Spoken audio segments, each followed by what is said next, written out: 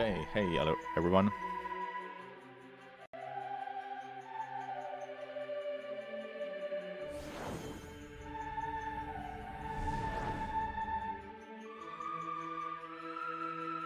Malas. Yep, it's gonna be interesting to say. Just a moment.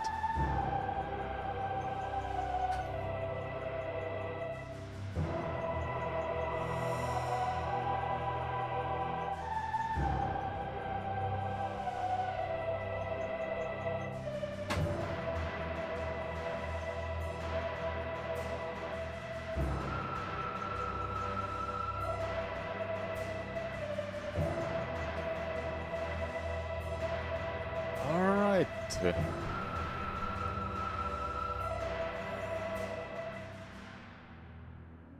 Let's do it then. First attempts for this game's hardcore challenge. Those who don't know what is a hardcore challenge, there's a command in a chat called explanation mark hardcore.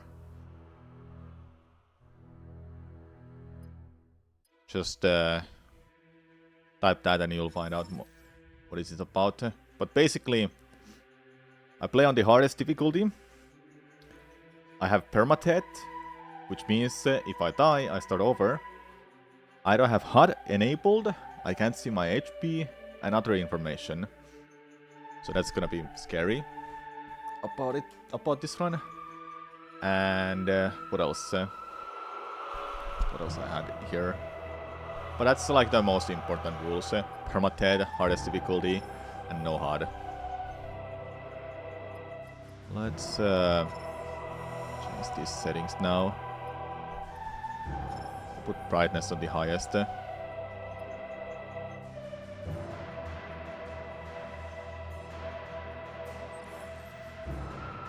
Okay, then ink system should be off. Yes.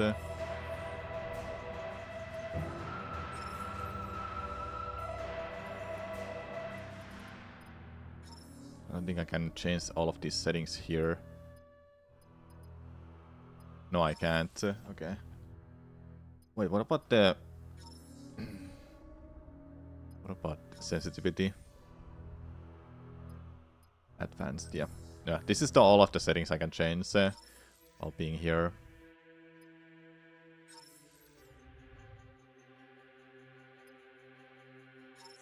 Let's play it then, shall we?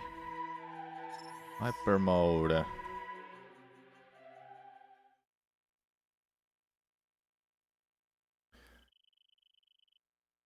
I think the one thing I should probably allow myself for this challenge, especially this game, is having a save point past all of the cutscenes and the combat will start right away.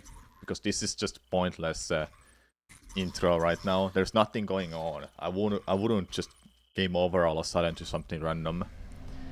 Even though I do know about those drones appearing if you start try damaging NPCs.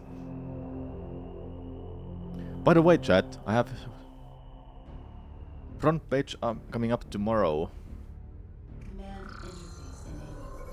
Yeah, it won't allow me to change settings, right? Let's see.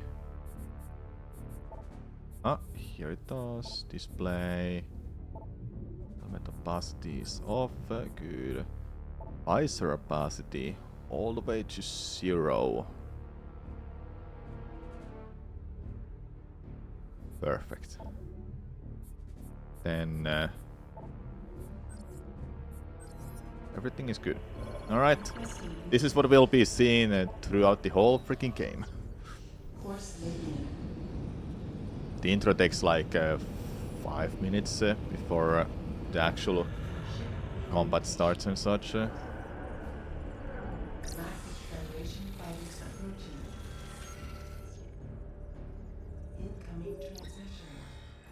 Unidentified vessel, please switch to a secure radio frequency and transmit your identity code. We are standing by.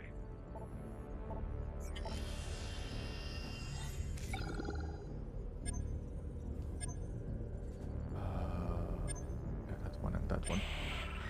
Transmission verified.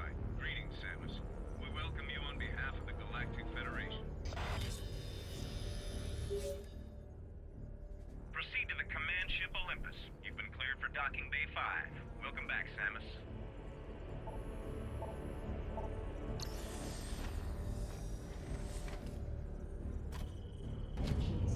Oh yeah, push. He was pushing. You can only go hyper mode twice. Yeah. No, actually once. Please calibrate your weapon by shooting these targets. Calibration complete. Samus, welcome to the flight. It's once, right? Anigma. Hey Anigma, what's up? Is there a way to skip one of the 2 recurrent energy tanks? No, you can skip everything. There's only one E-tank that is recurrent.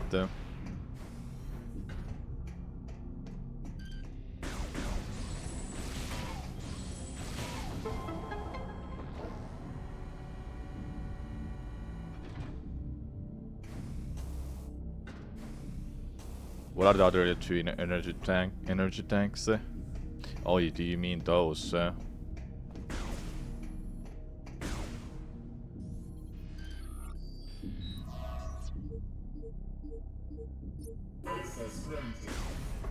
not to move during the procedure. We need a stable image. That should reload the room. What's the other E-tank that is recurrent? You'll need to pull that lever toward you to enter the containment area. Please step into the containment area to begin the security scan. Initiating DNA verification. Get me through! DNA verified. Registration number 13576. Identified as bounty hunter Samus Aran. Preparing biohazard scan. Please approach the scan terminal. How's everyone doing today? It's weekend. The first roadblock for this challenge, I believe it might be Mokenar. Rundas shouldn't be too bad. Hazardous material detected. Yeah, Samus, you are Mokenar is the Arab boss. Yeah, I can see that being pretty tough to get through. I haven't played this game in a while, so bear with me, I'll be really rusty at it.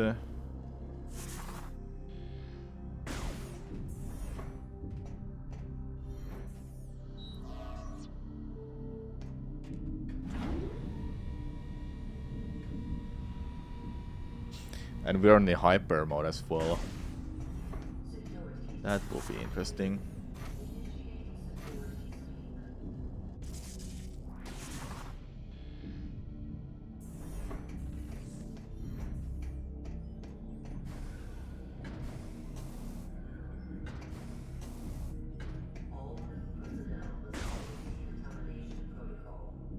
Only because Mokenar hits like a truck and because how his weak point work. Yeah.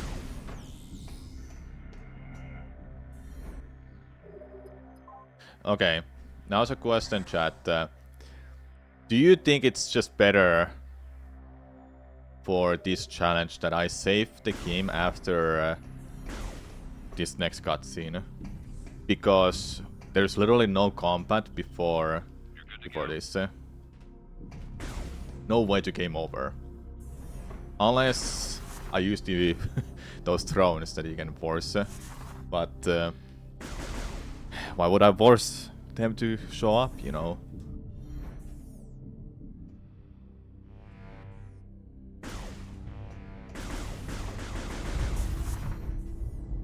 You can save after that, right? So I should do that. And honestly, it doesn't really change this challenge. It does change it enough that I'm saving 6 minutes of my life. 7 minutes of my life every time I reset this run. Get the lifeboats out there. Launch all fighter squadrons. I want step.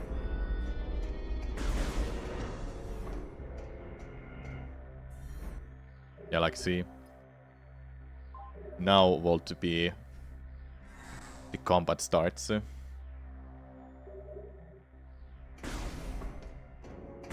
Maybe I should play through this game on hyper mode first before I start attempting this challenge for real. So I don't remember much from the game.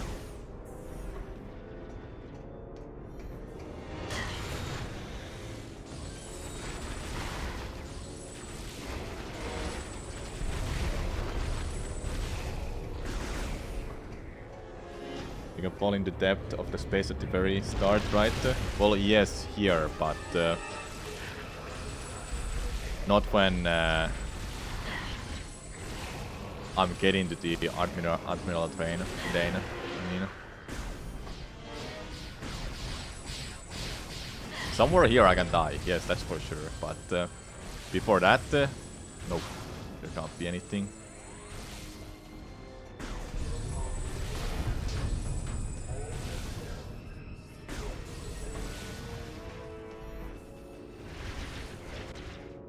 I've never actually fall off here, so I don't know how that will work out.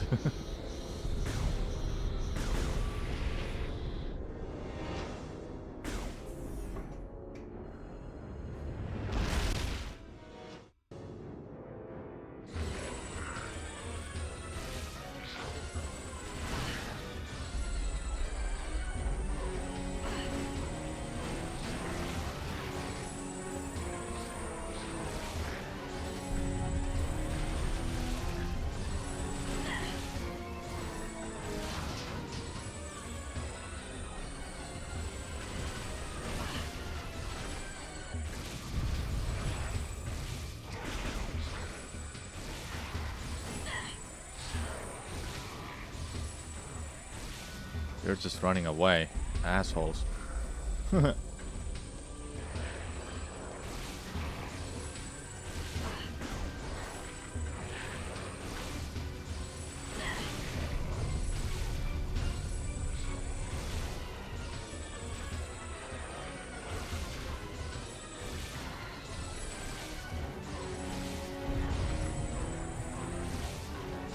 It's so hard to hit them with this free aim.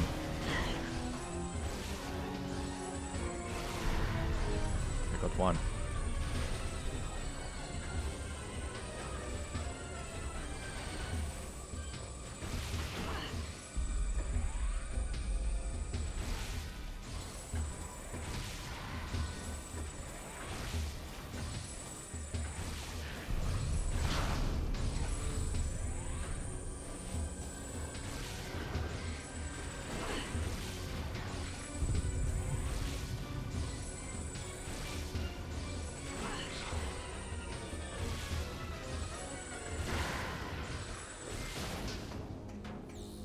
Whoa, I did it. You talk all the way at the start. When you land, you can also jump off a landing platform. Ah, yeah, well, why would I do that?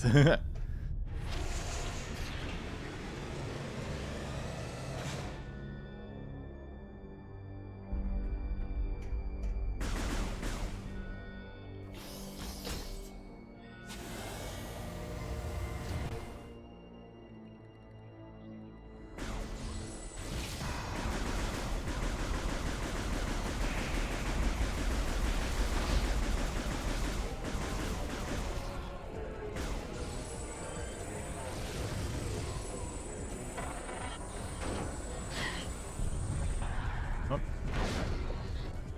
Step faster, let's go.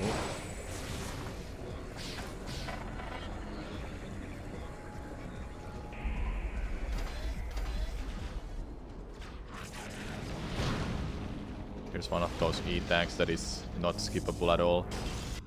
Alright. Yeah, rain.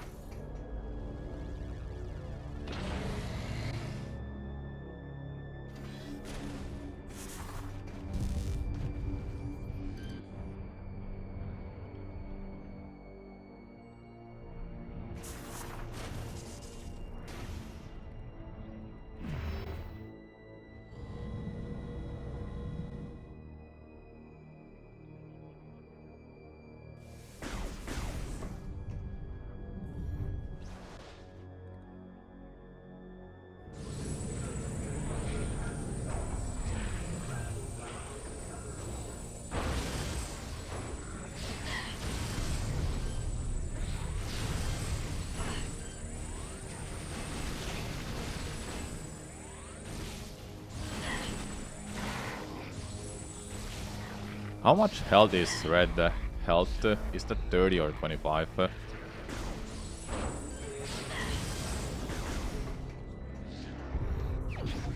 25. Okay, thought so.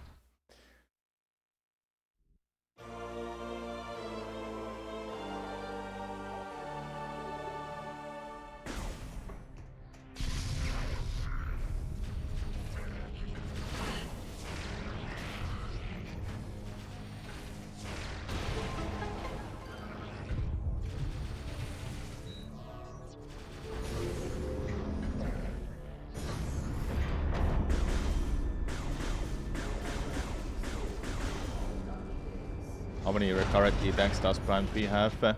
One. I can only think one.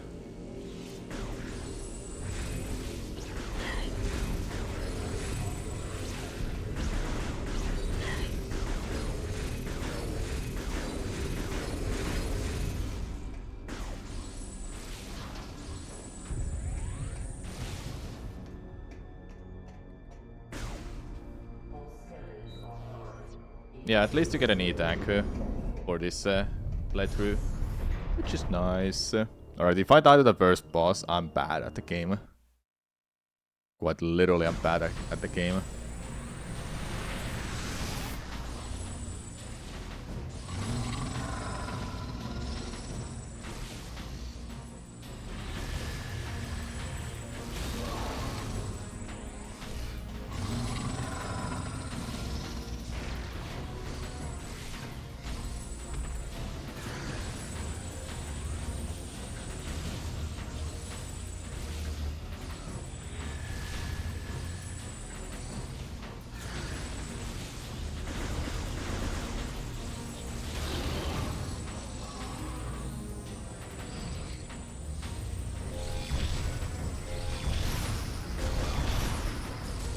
Yeah, hyper mode in this game is nuts because of one E-tank. The one big roadblock I can think of is in Elysia, just before fighting... what is the guardian of that place called? Before you go that place, you have to drop down the palm. Helios, yeah, before Helios, you have to do that whole freaking sequence of fighting. And that's just terrible. Like, that is scary.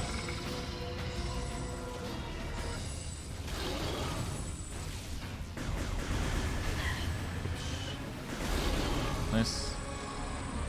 At least you get a lot of health during this fight.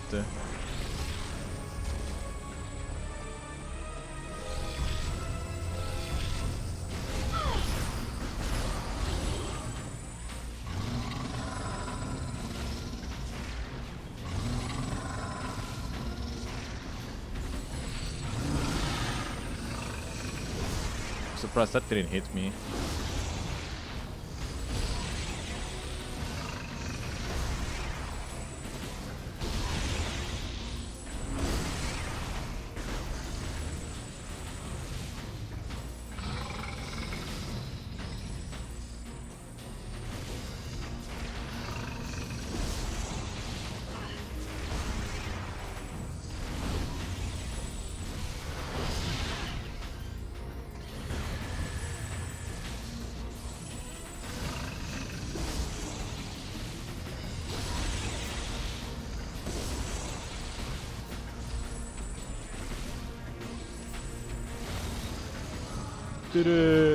Woo! Bosses do love some love using shockwave moves. Yeah, they do. Getting through the entire base area and bosses with a very small meter is also rough. Phase is absolutely terrifying.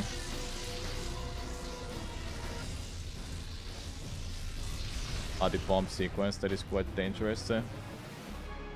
Yeah, getting that palm there.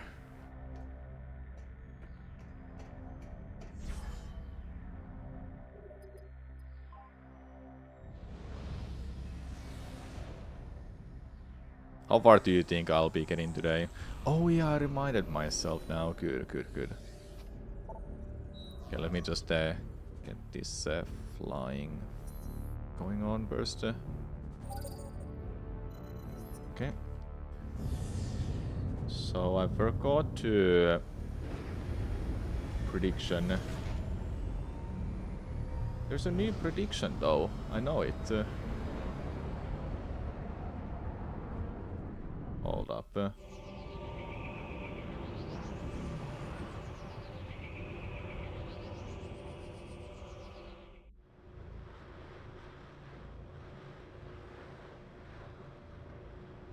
Maybe it was for Xem's chat and not mine. Okay, that might explain it. Think you're at least getting past Metroid 3? Yeah, I think it is doable. Getting to Priya will be my goal today. If I get past Mokenar or Rundas, ooh, made huge progress today then. Think pretty far honestly, due to hyper mode mechanic, the game loves giving you the health to use hyper mode. Yeah, but using it is scary if you just mess up using the hyper mode. I can force the hyper mode at least, and I can... I don't even know... Okay, here's the thing I don't know about this game's hyper mode. Is there like... is there something like a health bar that I see how much hyper mode I have left? I don't know about that, but I'll be seeing it soon when I get that far. Don't tell me though, chat. I'll see it myself. That is, there are like the hyper mode meter that I can use to help me manage it, you know? Because I wanna force hyper mode, just take my E-tank completely when I'm fighting bosses, for example. Oh yeah, this game has like 5 different grapple beam upgrades. They love making you use that. You couldn't tell you even if you wanted to. You got no clue. Alright, you're in the same boat as me. We don't know.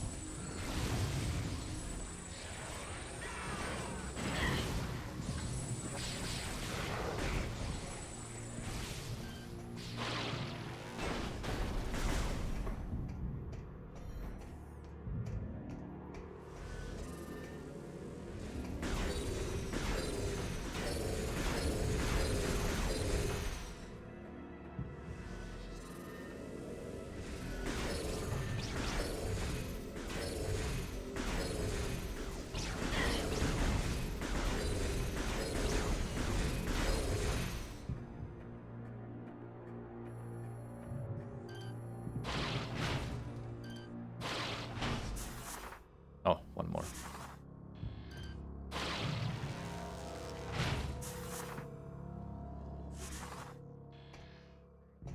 Now, was this an E-tank that I have to skip? Oh yeah, that one.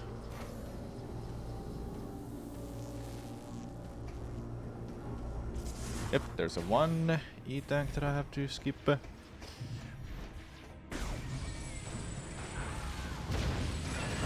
Oh no.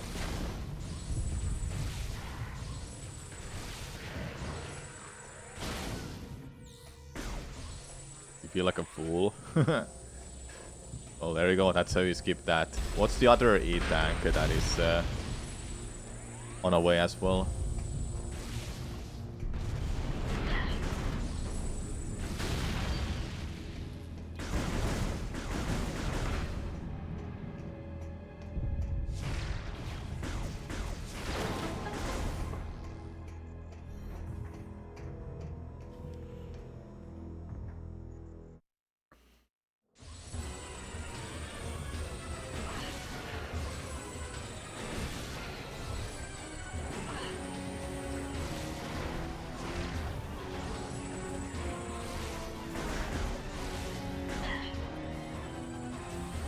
Imagine dropping down will just one-shot you.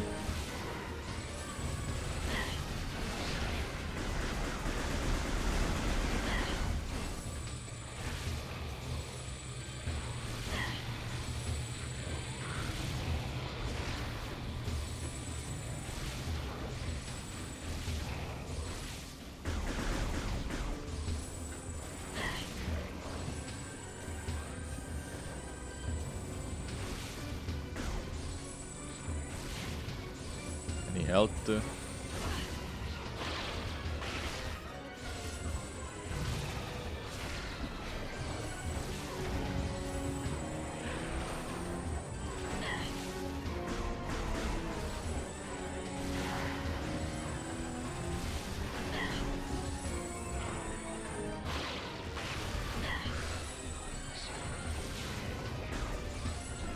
I'm at low health when I see that kind of health pick up. Give it to me.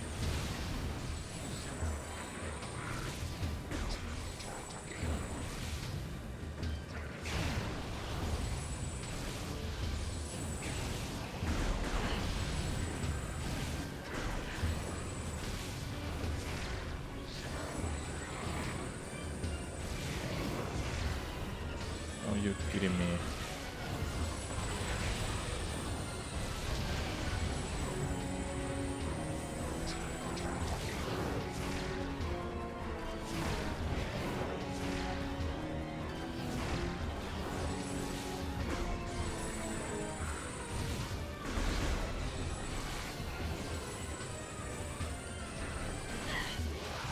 Yes.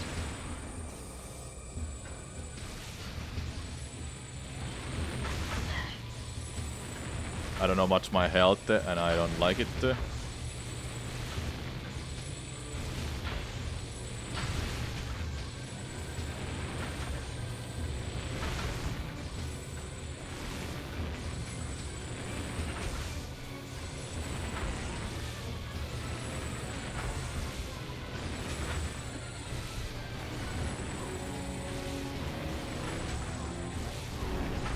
Okay, I'm good, I'm good.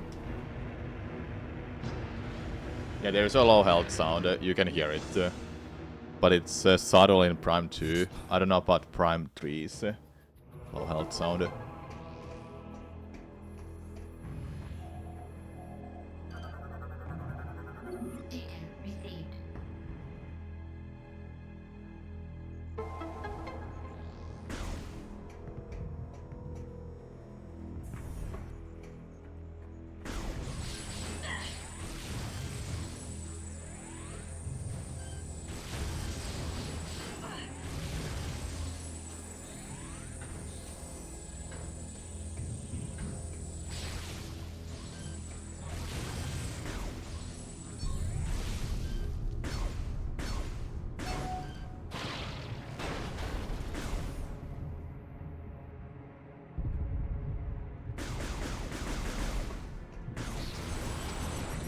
Oh, okay.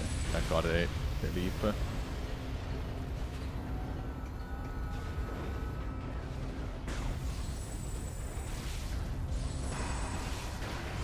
Oh.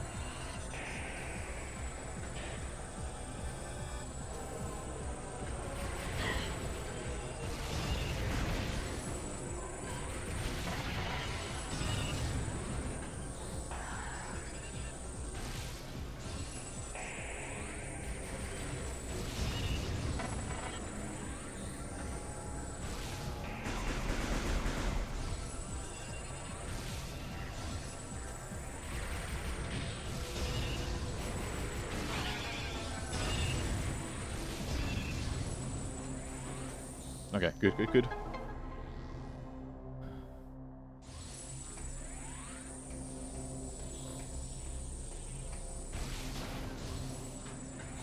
Clearly my health is not full anymore when I see that kind of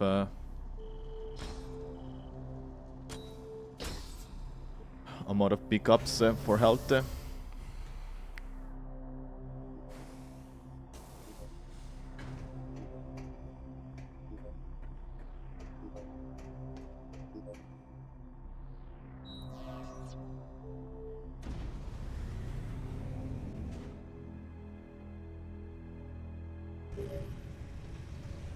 Samus, are you reading me? Something big is happening up here. What in the name of... I should have a prediction.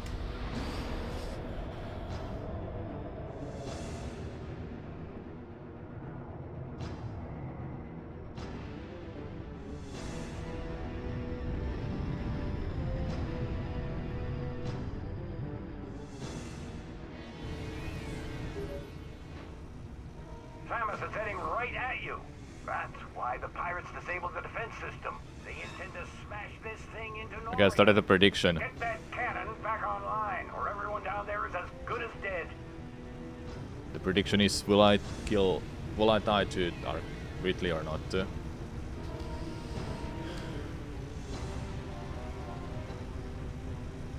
Will I beat Ridley or not? That's the prediction. Alright, let's go.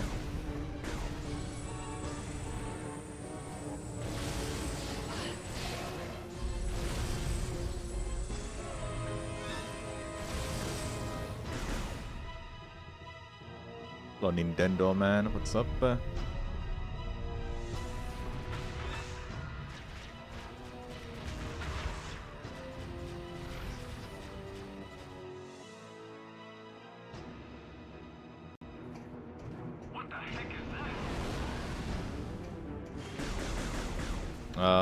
Where do you go from here, by the way?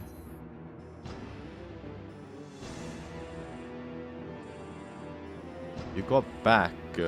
Yes, you go back. Can I just use this safer? Honestly, if the game gives me an option to fly to the other place, just use it, even though it refills my health. My original plan was that I will never use a save point to refill my health, but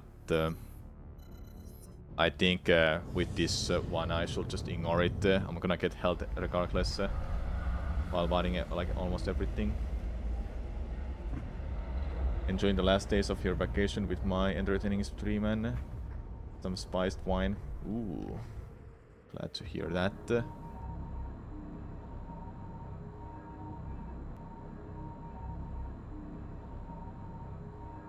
Enjoy the wine, man. You have to enter your ship to fly places, so it can't do much about it. Exactly, yeah. I think I'll just ignore that rule. Then what I have is not using save points to refill my health.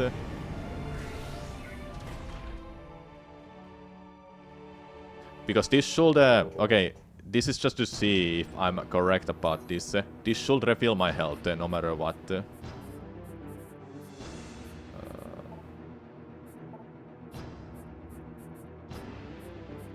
Here. Ice opacity. Okay, let's have it on 8. Yeah, I'm on full health, you see that? Can make it ship only for health refill and no save points. Yeah.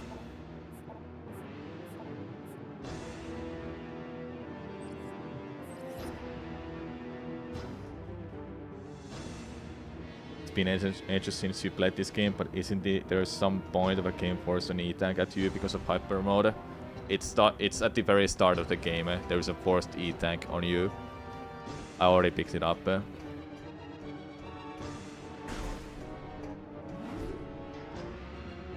And it's the only E-tank that is forced. The other one, I don't know. Is there like a second one that is on a path? The one here, I avoided that easily, but there was like a third one that was mentioned in the chat, and I don't know which one it is. Or where it is.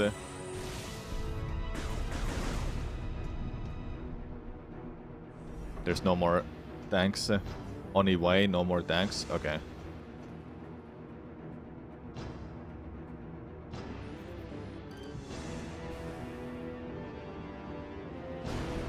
There. Okay. We thought the second one was forged too. Okay.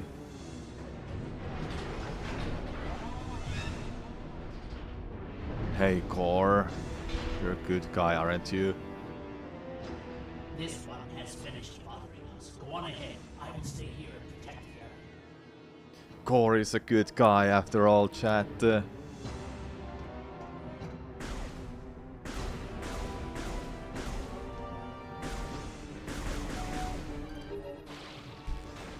Our scans of the meteor have detected massive He's a quantities cute of chipper. space. Yeah. It could I liked his arc in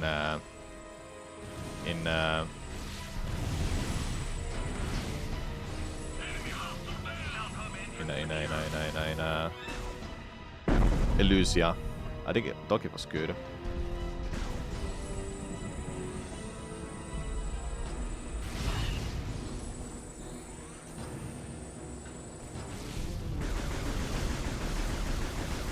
Do I just kill these enemies that are on my way?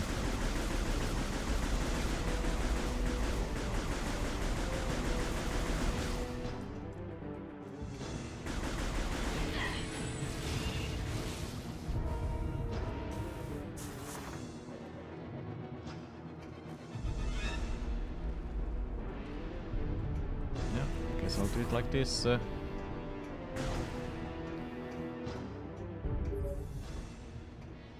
meteor will enter the planet's atmosphere soon. There is no time to criticize.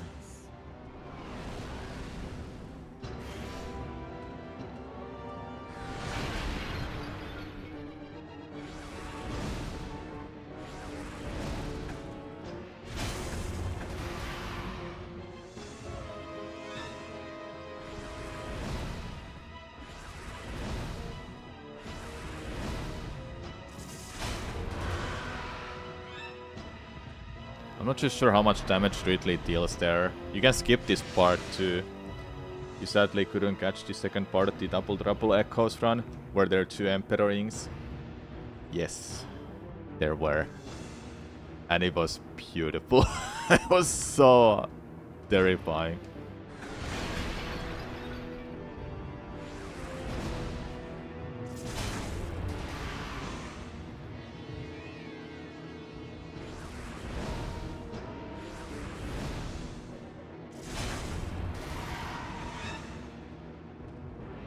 If you recall correctly, the beam is the only really real concern in these sections. Okay, and I didn't get hit by it, which is good. Samus, I was able to get Generator B back online. If you need any help. Here they come again. Hey, Rundas is a good guy too. Can't believe it. Save point.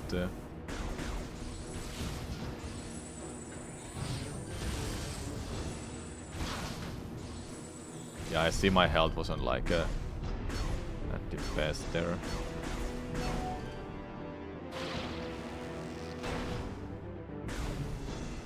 So he only finally got himself a girlfriend. Happy to hear it.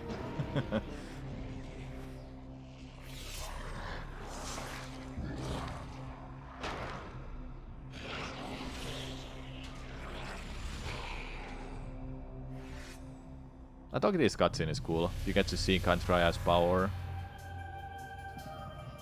and hear her battle theme. Space Pirate Grey is definitely not my style. Machines aren't my thing either, so I'll let you get this generator back online. Thanks, Sammy.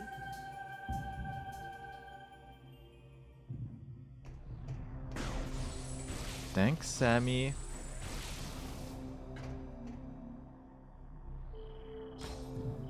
I think another boss fight. All of the boss fights in a game are actually pretty terrifying.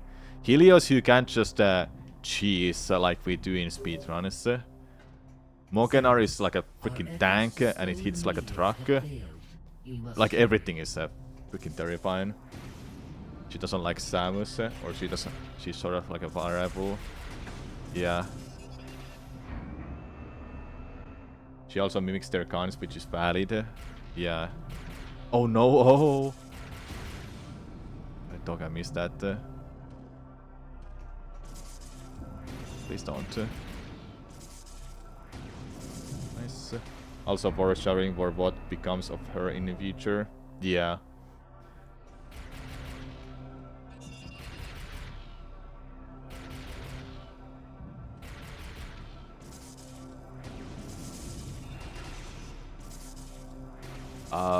What was that?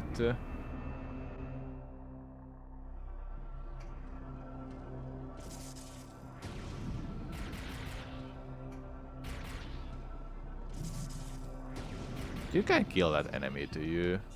Pretty sure you can't. I like how they put these invisible walls here to make sure you wouldn't drop down that easily.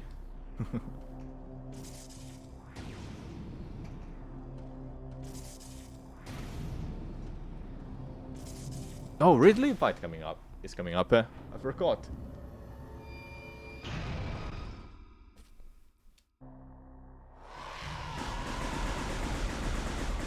You can't even see the meter wall here? Oh my god, this is like a terrifying fight.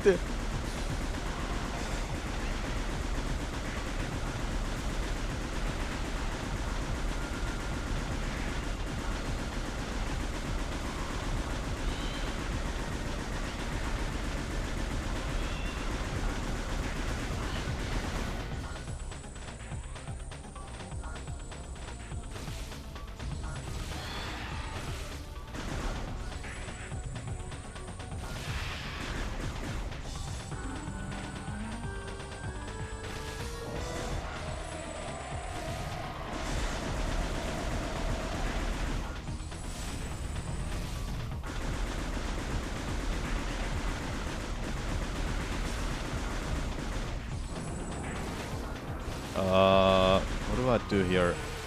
It's been a while I've done this fight.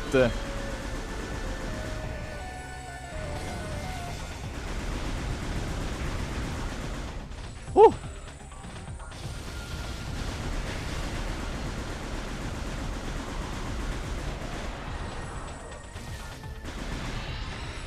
It's so terrifying to not know how much I've fallen. Like, actually.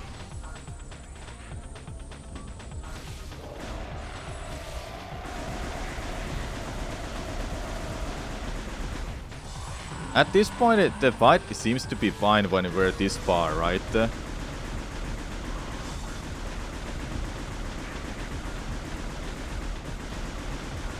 Oh yeah, this attack. I remember that.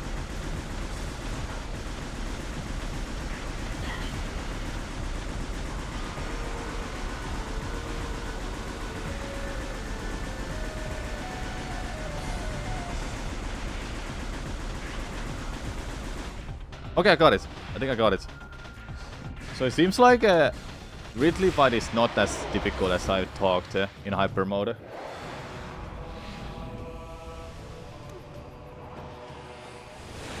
Gaming, indeed. It's the most boring fight on replays. Randomizers even disable it. Yeah. Well done, Samus. But now you owe me one. Will he beat Ridley? I already took care of Generator B, so I'll leave it to you to get this final generator. Alright, next prediction. With that, we can activate the key. Will he beat... was it Rundas? Rundas was his name? Good thing I'm asking because we're literally talking to him. Rundas, yes. Core was the other one, then Cantraya was the third one. Okay. I'll put the prediction on for 10 minutes. 10-minute prediction. It will take a while to get to him. Will I beat Rundas? He's the next boss fight. Literally the one that we're talking to right now. The first major battle is Rundas in SN. There is a mini boss before that. Yeah.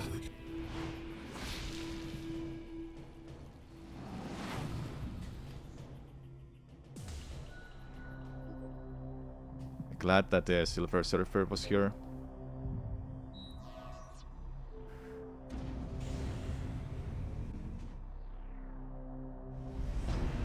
We make it. We pretty much made through this.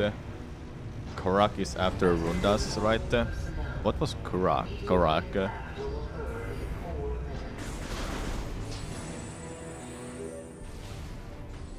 Samus, all efforts to stop the meteor have failed. Now that the defense system is back online, it remains our last chance to stop the meteor.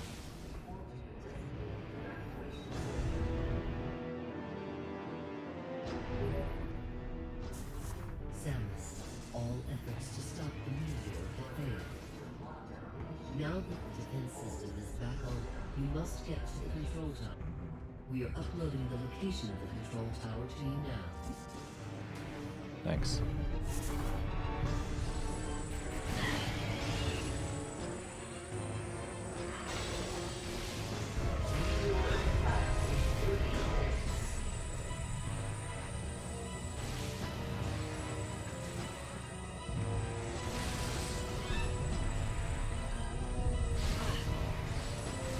Do they go to hyper mode yet? Seems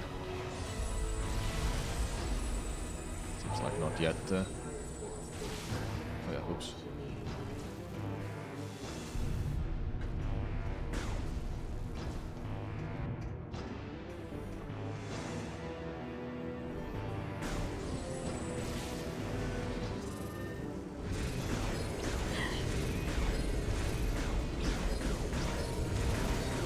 But there's no other bosses to fight but Rundas, right? We can't just go... Well, Korak, yes, we could go and fight Korak, but Korak is in a jungle part, and that's not like the next thing to do. We need the missiles, ice missiles.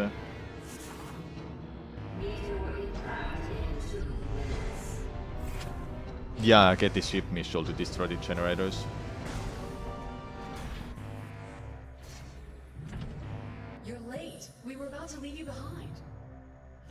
meteor is approaching faster than you think. If we don't make it to the Long top in ass time, legs, we man. can kiss this planet goodbye. I can't get over how tall he is, and 75% of his body is legs being so tall, so long. Oh, this cutscene, dude. Gotta see it. We can skip it, but I wanna see it now. One of the few times you hear this theme. Oh, it's so good.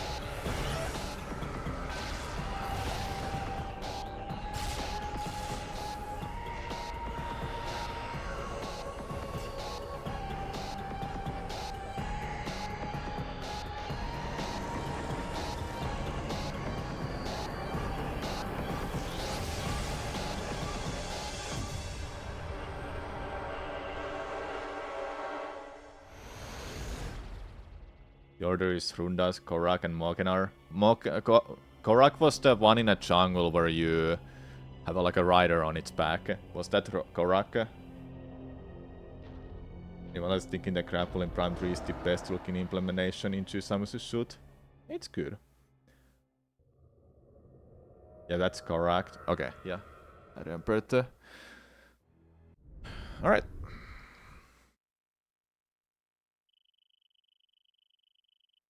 One month later. Oh no.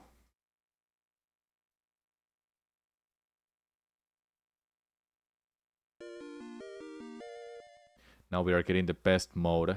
She's coming too. Can you hear me, Thank you, Samus? Nintendo man, for 22 months.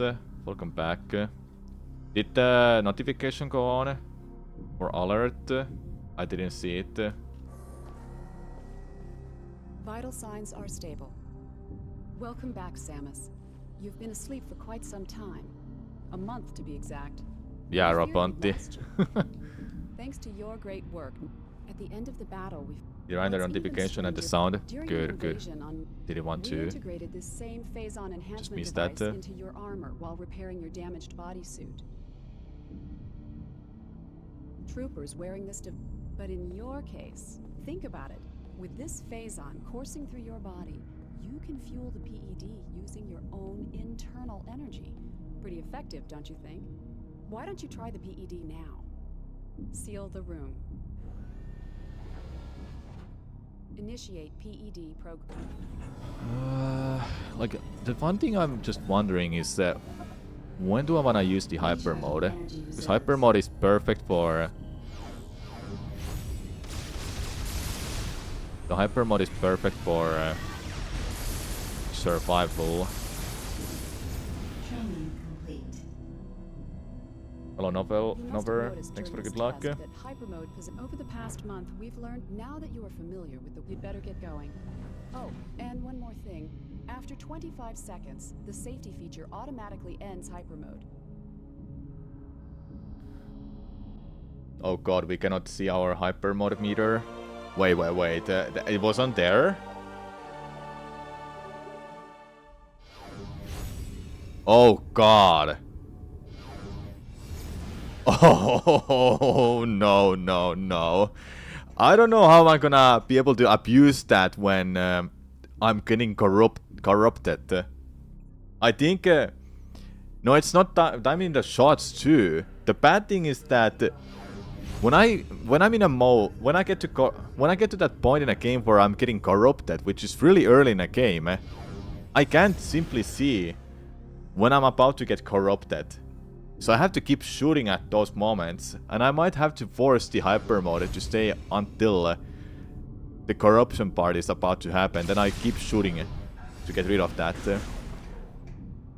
The thing is, I want to abuse hyper mode, but without knowing my hypermeter part, I can't I possibly can't abuse it that much as I was thinking.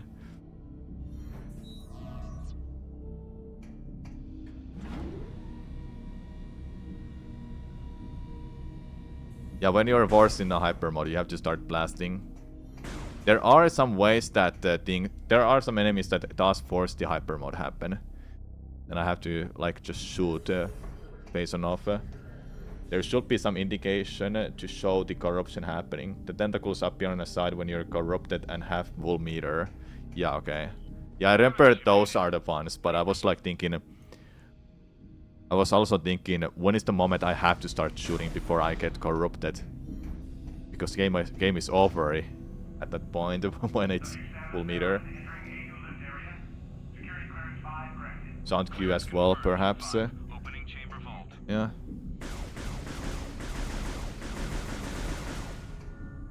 The game makes a sound when the corrupted meter starts charging.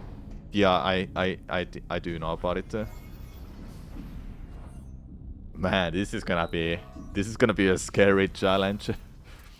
You talked Prime 2 is gonna be really hard, but what about this game? Is a hardcore challenge. Not being able to see your health bar, let alone a hyper mode meter, is just terrifying.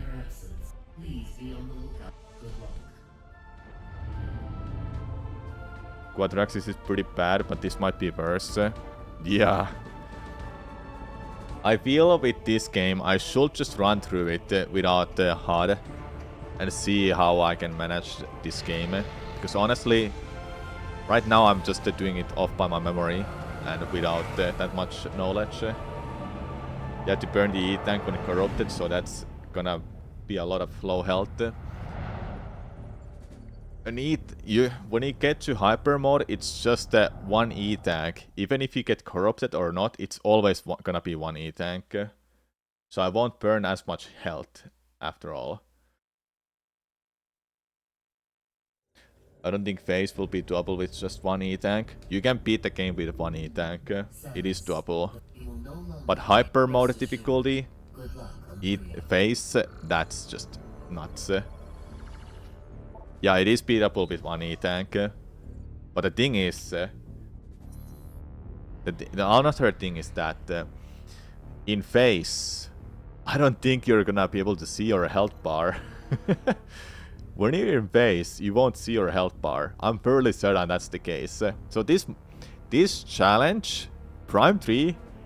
honestly, I think it's the actual impossible challenge.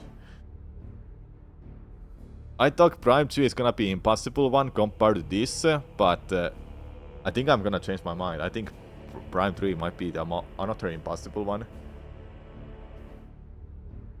Yeah, low percent does hyper mode. 1 E-tanks. Low percent, it's possible.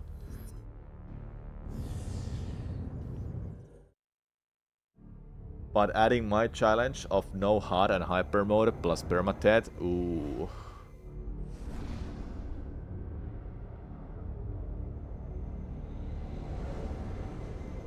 Ooh, this game, man.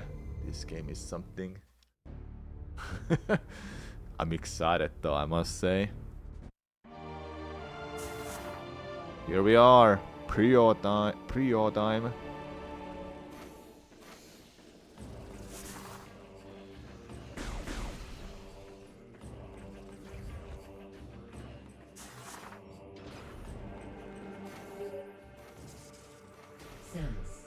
The Leviathan seed is protected by an energy shield.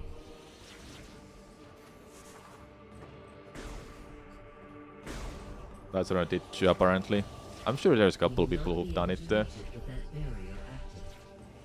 You forget if they skip corrupted hyper mode in low percent. They might. If they skip to Elusia after getting Ice Missile and missiles, then yes. Missiles they may not, depending on a route. Samus, the Leviathan seed is protected by an energy shield. You will not be... We need more... You are near the wreckage of a downed Federation vessel.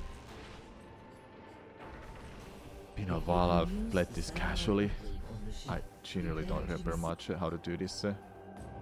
Where do I go next? Huh? What were this was? Come on, man. Bruh.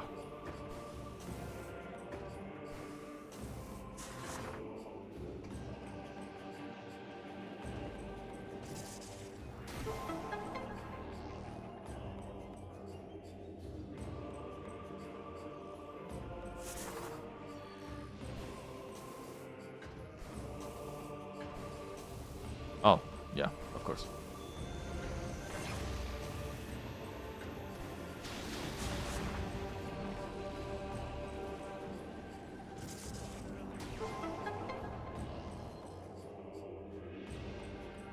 The planet has moons chained to it. Chained to it. Yeah.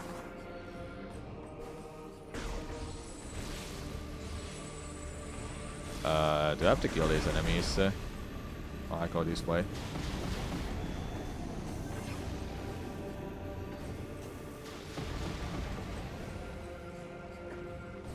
I don't know why, but I'm excited for this challenge, chat. As tough as it seems. And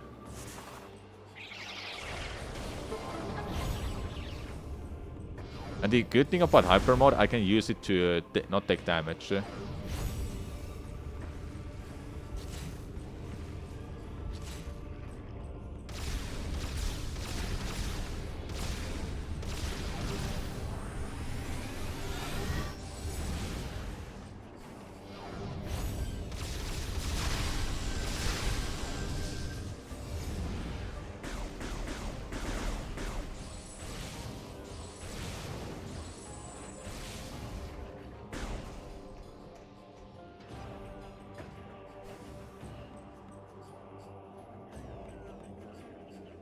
You're excited? You're absolutely terrified for me. Don't worry.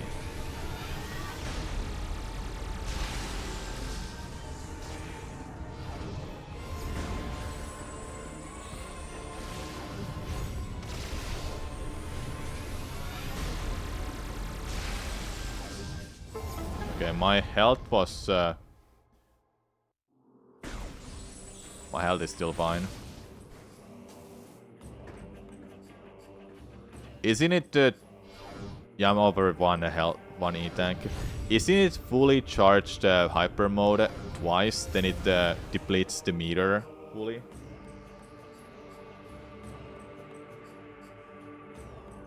Yes, okay, yeah, I thought so. So, fully charged hyper mode is 50 HP. Roughly 50 HP. One full charge eats 50 energy, yeah, thought so.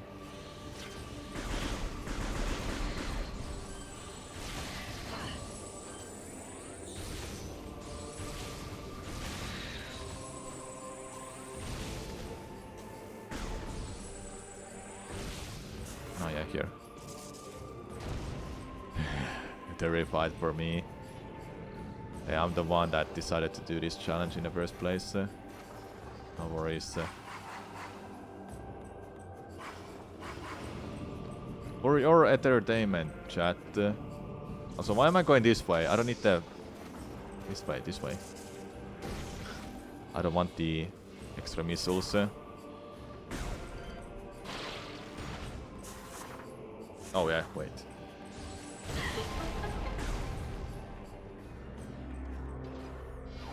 Okay, I'm one E-tank above. I think the one thing that is gonna be important for this challenge is to know, can you go to hyper mode?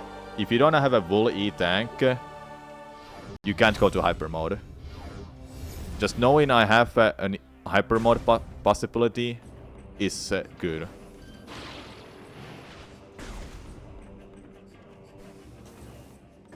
Need to be able to that way I can be aware of my HP by checking the hyper mode. That do I have that opportunity or not?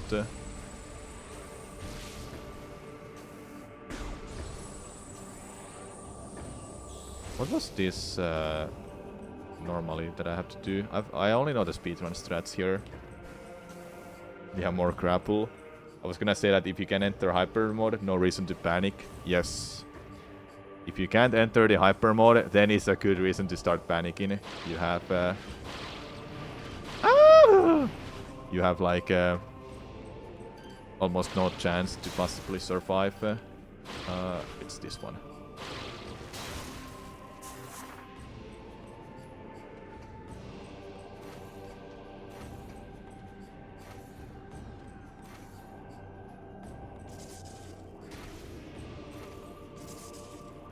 Wait, is there something blocking the path?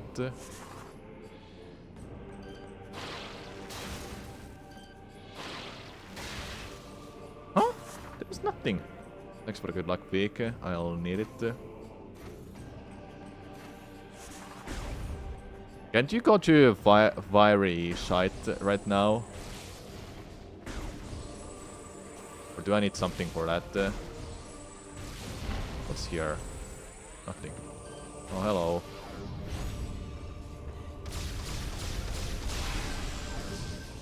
Let's see my HP. Oh, I'm good still. Only the top and bottom covers are required to remove. Okay. The what? Can I go to fiery, the fire site where Rundas is? Do I have to go get the... I think I have to get the map. Yeah, I need the map. Hey, I know the game.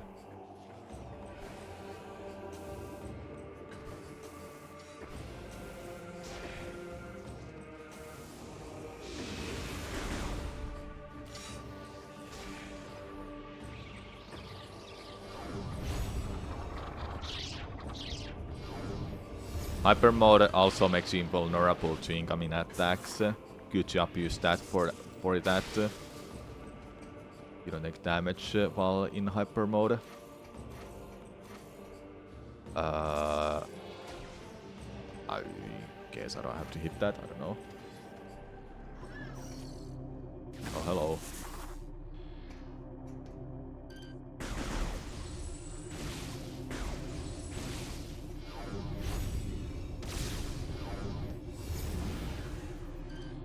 I genuinely don't remember what I have to do against this.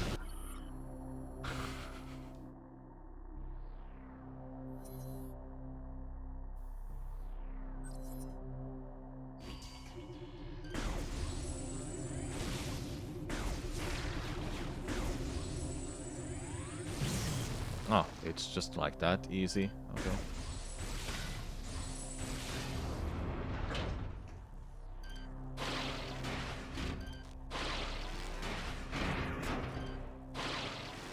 Oh yeah, I have to do this.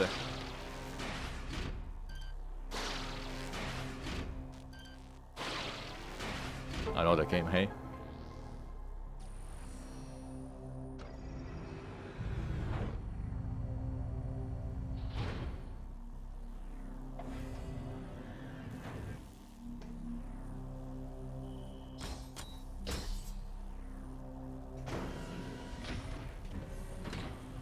This reminds you of Among Us task.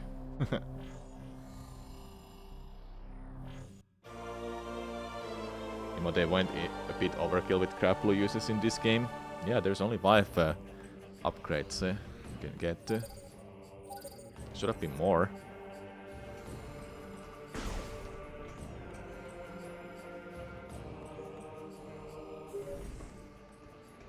Samus, the satellite data has revealed 2 distinct energy signatures. Oh yeah?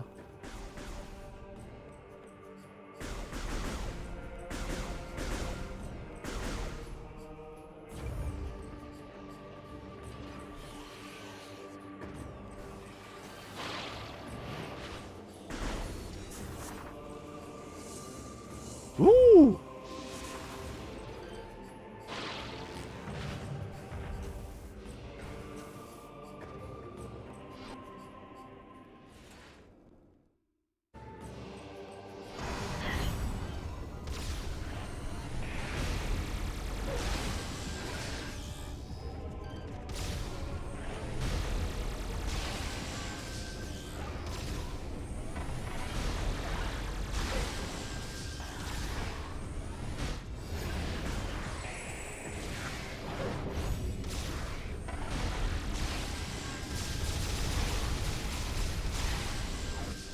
Okay, that's good, that's good.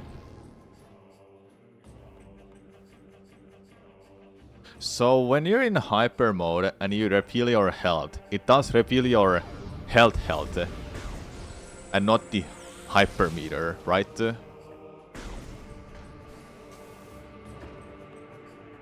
Is that how I understood that? This will be kind of a things I should check out with the HUD enabled.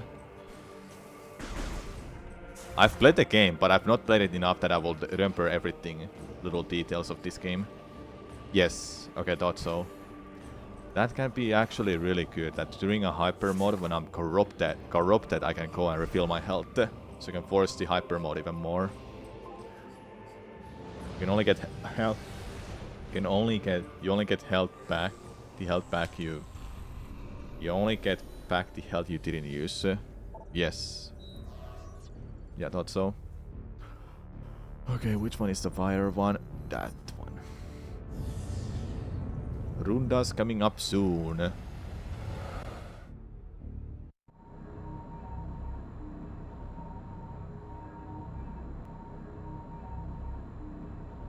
Yeah, if you shoot, that bit is spent, and if you shoot more, that's all of your health for whatever amount you used. But if you pick up the health back, then you will refill that health, right? Like for real, refill it.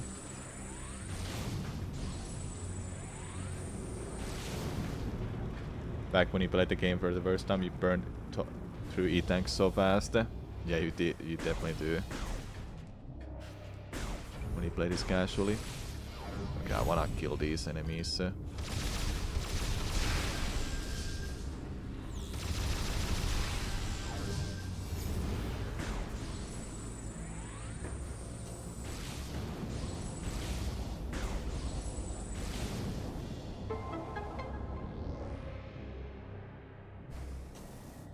Yeah, I think I also did the same, that I would shoot until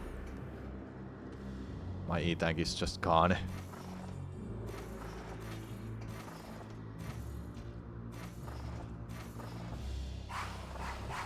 Do I have to go the first one?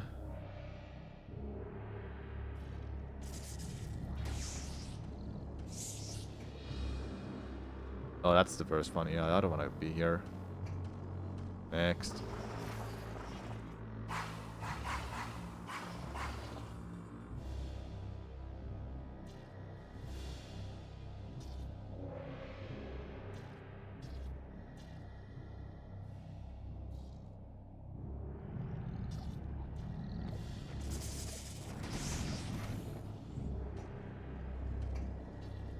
Corrupted mode happens here, actually. Oh! Oh! I almost picked up the E-tank. Okay, it was a below one. Oopsie. It wasn't an E-tank, it was a missile. If I pick up a missile like that by accident, it will just be a run over. Because no additional pickups. Yeah, that was a missile, I misspoke.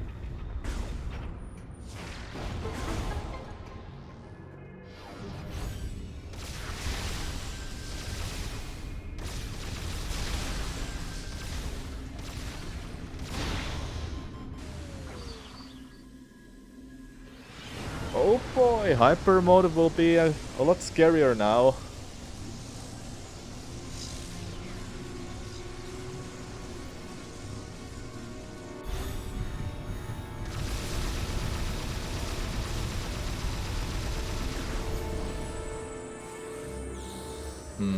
Okay. So the tentacles on the side. But there's some text on the screen too. Are you okay? As a precaution, we are downloading the diagnostic data from your suit to further analyze the situation. How long it takes to go to hyper mode, corrupt mode? Does it does the hyper mode, corruption mode change the further you get in a game? Less than 10 seconds? Yeah, 25 is when it quits it by itself. So we do have some indication of corruption occurring. That's some good news. Yeah. Yeah, it's good. So when I see the tentacles, it's time to mash A to get rid of that. To make sure I wouldn't die. We can run the test here too, if we are brave enough, honestly.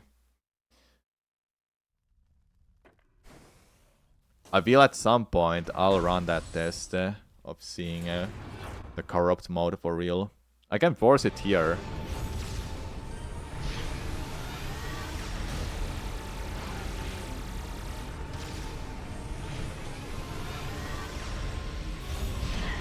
Okay, now it's on.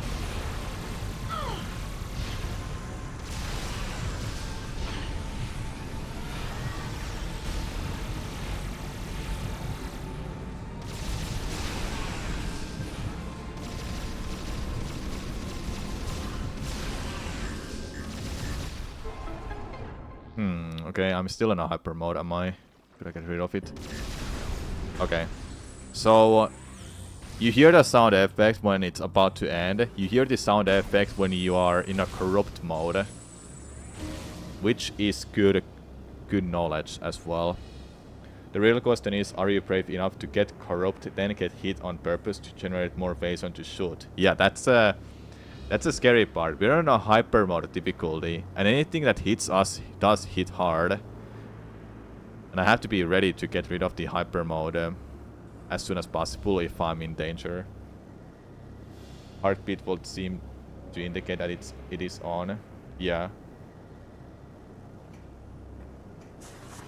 Yeah, it happened fast. Uchiha. We went to hyper mode really fast.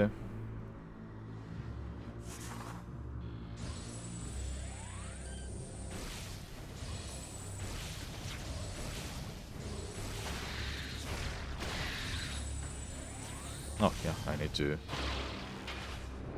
get that down.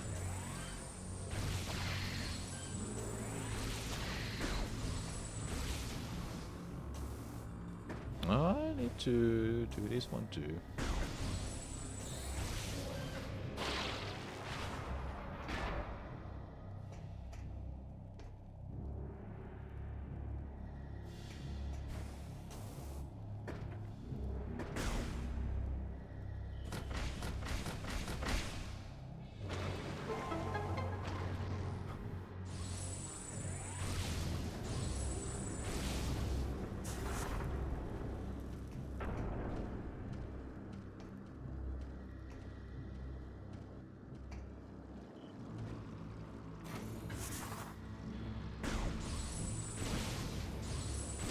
Glad the game tells me that battery is low.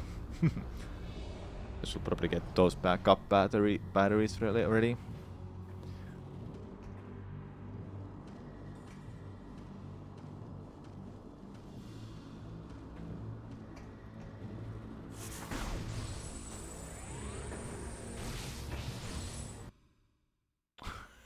Well, I guess I'm getting them now.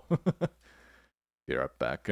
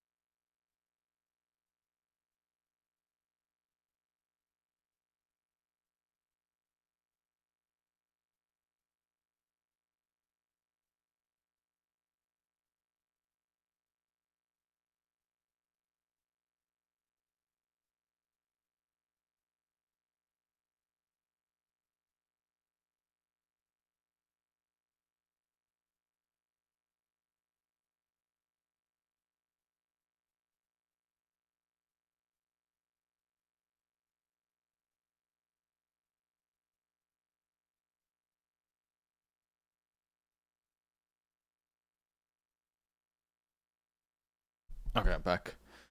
Communications with the remote have been interrupted.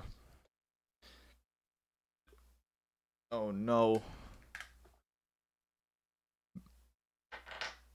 Not the Wiimote.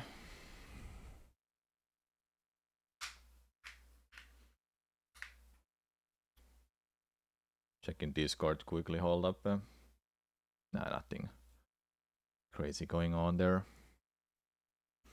Yeah, F40 Wiimote. I have the Motion Plus included in this. I got this cover sword Wiimote. I can straight up start playing Wii Sports Resort if I want to. So I missed my jump. Uh-oh, yeah, that's a bad one. Okay. Hold up.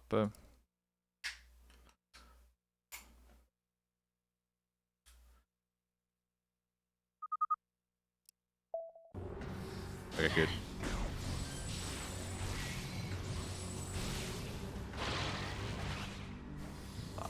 guys.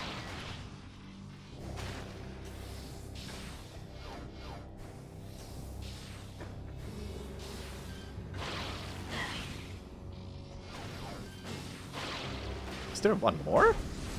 Where? There you go. How about Rat Prime hack? Yeah, I tried it. I can play it at some point for YouTube video.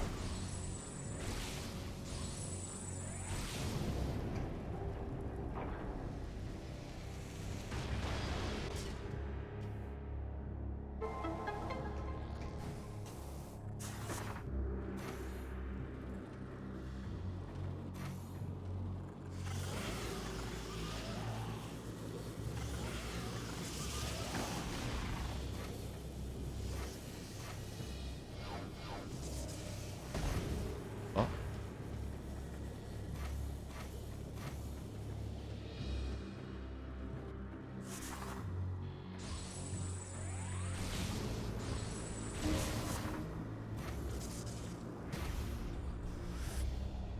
The golden nunchuck? I don't have a golden nunchuck. I only have the Wiimote.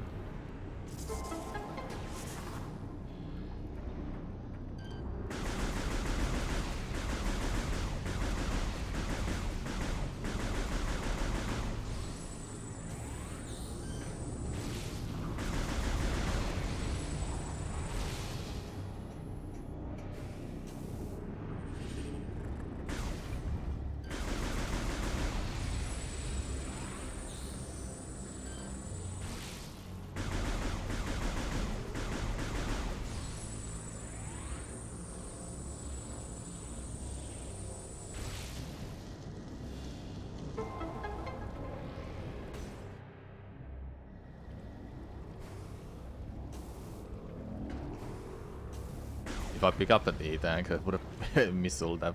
If I pick up that missile, that would have been bad. So bad. Are there enemies here that force the hyper mode now? With their attack. Like the upcoming room.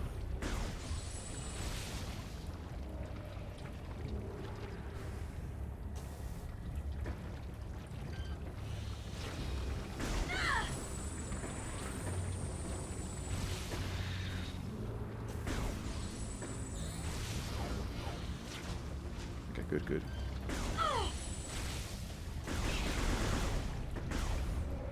Like these enemies here, or... No, it's not enemies, it's these things that just force it, I think.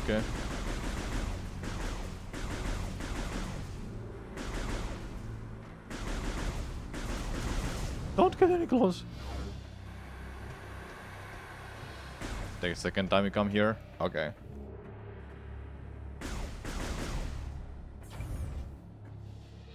Alright, here comes Runda's fight. I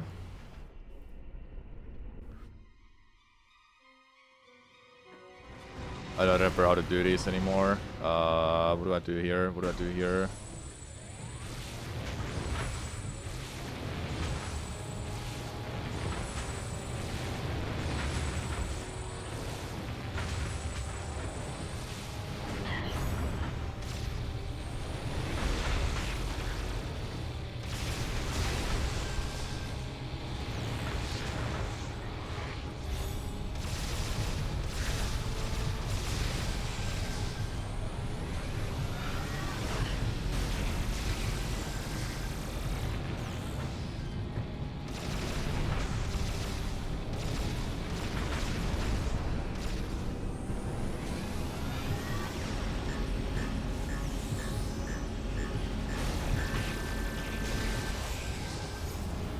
Okay, yeah, auto vent is powerful move.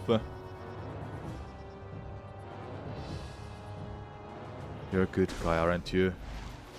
Oh no, you're not. Damn it, dude. He's corrupt.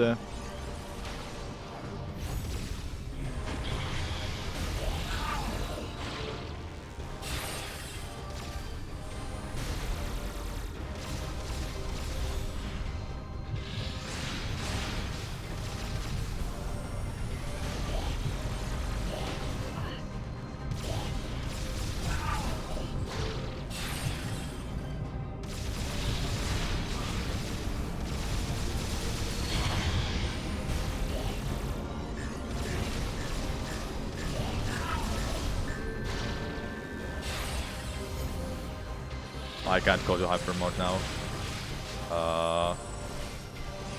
Can you get health during this fight somehow?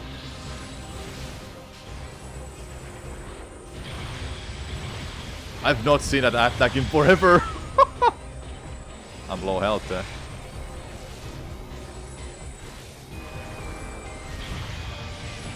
I think I'm dead. Not dead yet.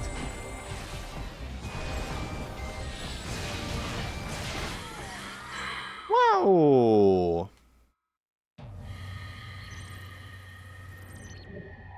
Sucks ass, man.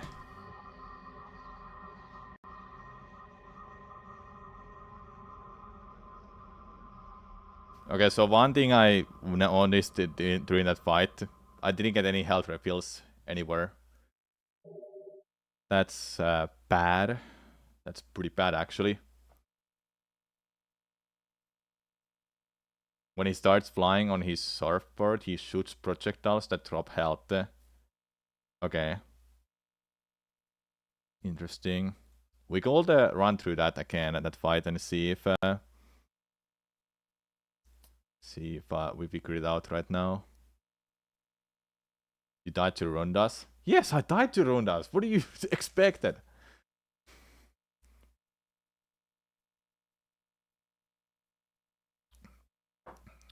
No worries, Chumpy. Yeah, I can get a personal best.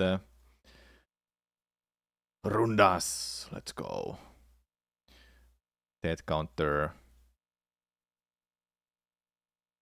1. No joke, but this boss is where you die the most in speedruns. That's game over screen. Yeah, it was pretty terrifying. I think I should run back that and with HUD enabled, see what happens.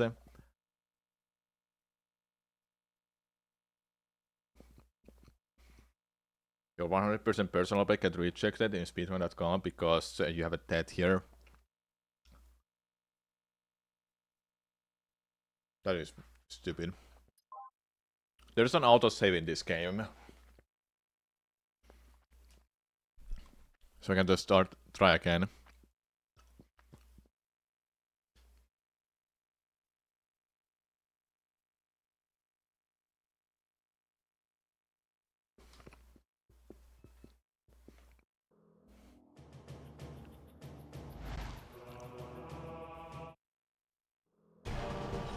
Okay, let's put on health.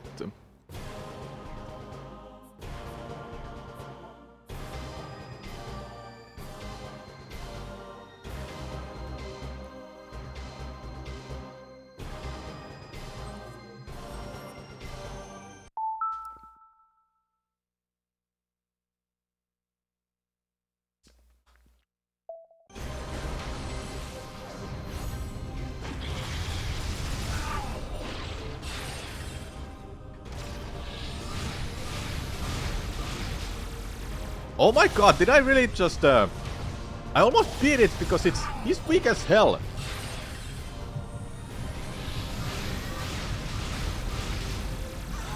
He's weak as hell, dude.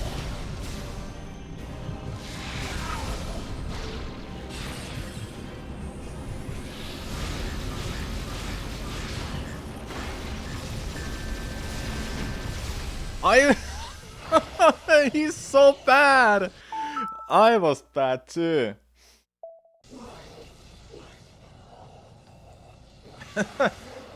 Well, it helped a lot to know my HP and seeing his health. So that already makes it doable. Let me think. So the bad thing what's gonna happen during this fight is you out of end or you run out of Phazon.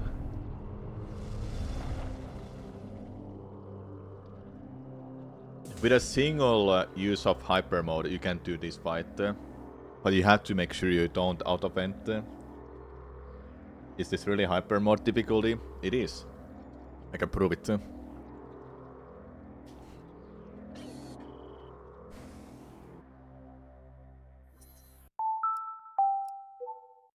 It should show up in a menu.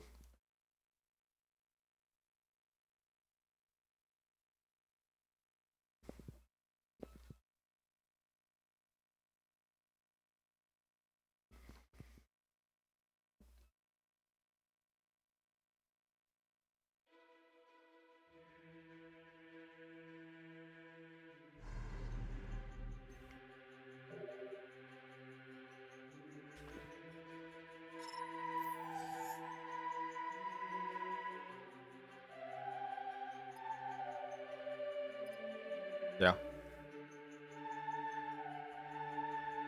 Says hyper there.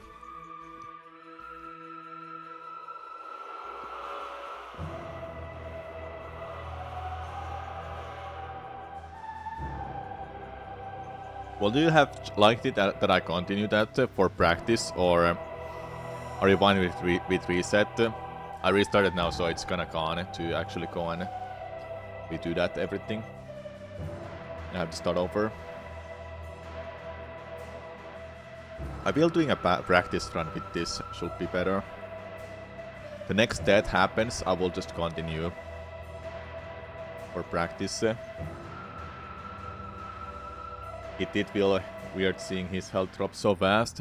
Well, I am on hyper mode, which is weird then. I think in easy mode, you just chew, you just like chew cycle it or something.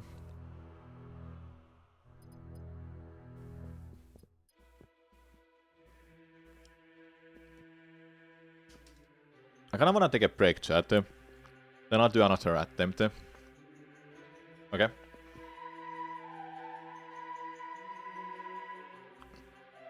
You can one cycle him in normal. Oh yeah, and one cycle it was.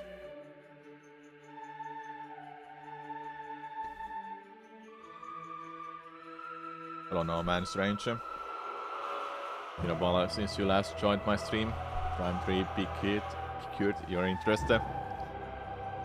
Yes, we're doing a hardcore challenge. Basically, I have permadeath active, no hard, and hardest difficulty. Permadeath as I just start over if I die. There's no actual mode actually in a game.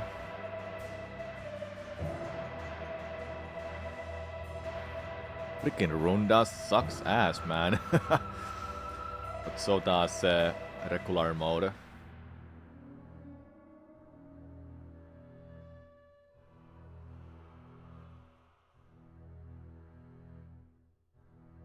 Multiversus is shutting down.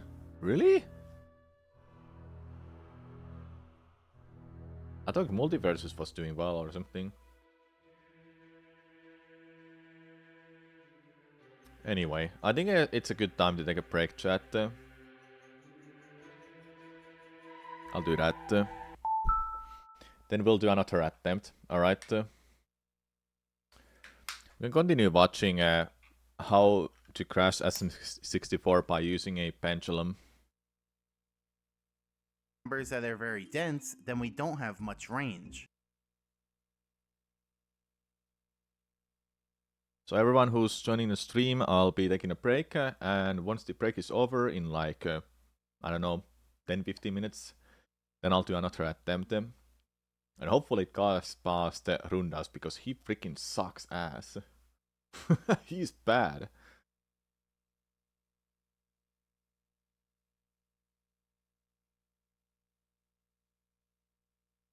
There's the BRB, taking a break. I'll put it here. Oops, sorry. There. Then this. So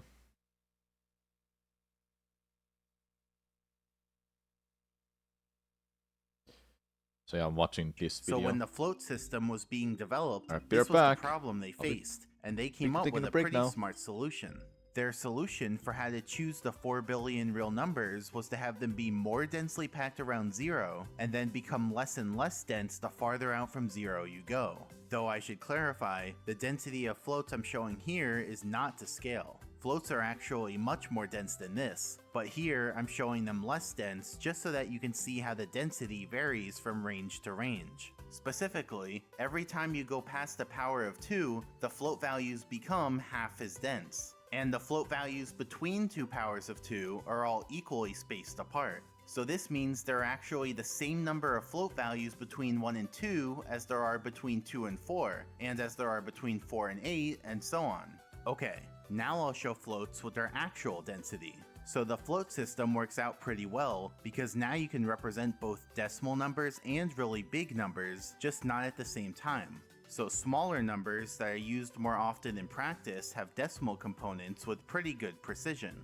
For example, at the number 3, the gap between consecutive floats is very tiny, coming in at around 0.00000024, so that's pretty precise. And when you need a really large number, you can have it, but your options are less precise. For example, at the number 40 million, the gap between consecutive floats is much bigger, as it's now 4. So not even every integer can be represented as a float at numbers this big. And finally, floats extend to a huge range, going all the way from negative 3.4 times 10 to the 38th to positive 3.4 times 10 to the 38th. So anyway, for the variables that we've seen so far, the pendulum's angle, velocity, and acceleration variables are all floats. The pendulum's pause timer variable is a signed integer, and the 3 generic angle variables are also all signed integers. So now going back to the pendulum code, you'll have a new appreciation for this last line. Specifically, in order to copy the value from one variable to the other, the game has to convert a float value to a signed integer value. But wait, how does that conversion work? Well, there are 3 cases. Case 1, the float value already is a valid signed integer, like -2. In this case, converting the float to a signed integer just results in the same value. So the float -2 would be converted to the signed integer -2. Case 2, the float value has a decimal component, like 3.7. In this case, converting the float to a signed integer just involves removing the decimal component. So the float 3.7 would be converted to the signed integer 3. And then case 3, the float value is outside the range of what a signed integer can handle, like 3 billion. In this case, what do you think happens? Does it go to the closest valid signed integer? No. Does it sort of wrap around to the other side? No. What actually happens on the Nintendo 64 hardware is the game crashes. And so now we know what happens when you make the pendulum swing faster and faster. Eventually, its angle would get so big in magnitude that it would exceed 2 to the 31, which means it can't be converted to a signed integer and the game would crash. So that's the mission, make the game crash using the pendulum, and just to make sure the result is accurate, we're going to be doing this on a real Nintendo 64 console, because emulators don't always crash where consoles do. So I spent a few days coding up a brute forcer to make the task for me, and here you can see all my code. Once the task was ready, I sent it to Arc Holmes to run it, because she's a community member with a very robust taskbot setup. So she started the task on her setup and streamed it to Twitch, which included having a timer and chat. And so now, let's discuss what went on during that task. So in the task, I enter tick-tock clock, I put the camera into a position where you can see the pendulum, and then I go into a corner and start making dust. You see, I need Mario to make dust on specific frames, and the way I do that is by inputting forwards on the control stick, which causes Mario to walk forwards and make dust on those frames. And the reason I go into the corner is because that makes it much easier to automate the inputs. To illustrate this, let's say I didn't start Mario in the corner, but instead over over here. Then if I made him walk forwards every time I needed dust, he'd eventually walk into a wall and not make dust anymore, which would be a problem.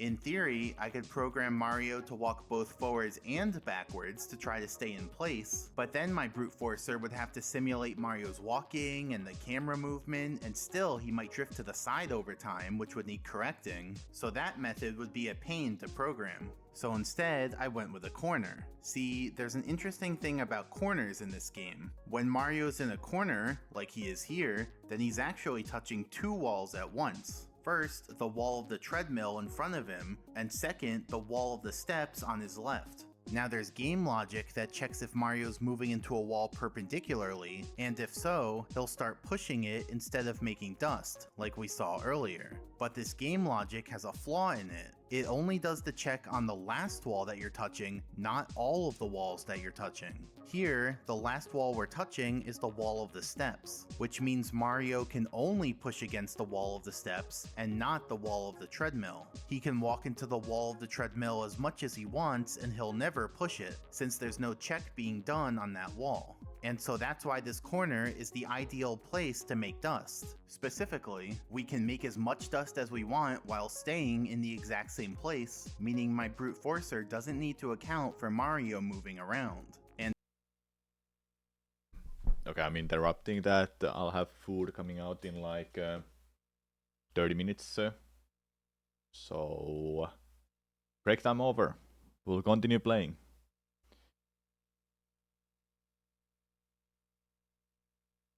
Then the break time is back when I'll be eating.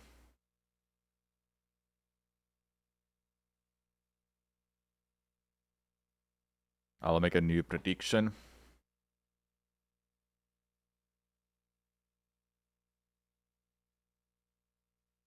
I'll make it the 30-minute prediction. Okay. Let's start another attempt. This attempt starts from after talking with everything and I started the game. Because it's gonna be boring 6 minutes of just playing through the start normally. There's nothing going on.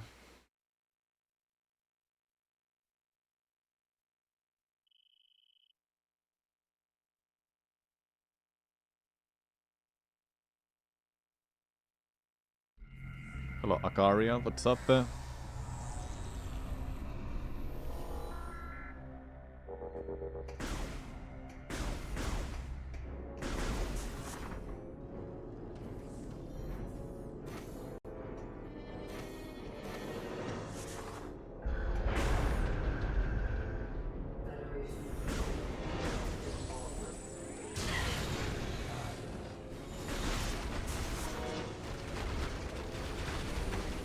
I could probably ignore those enemies. Don't know about these ones. That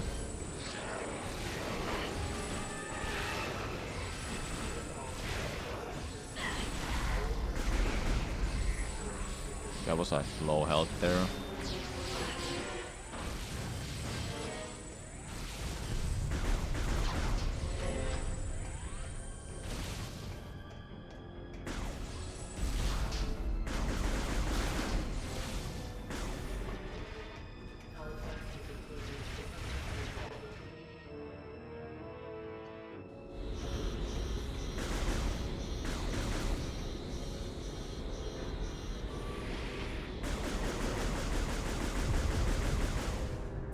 Quadraxis does eat up your health in casual runs. No wonder he...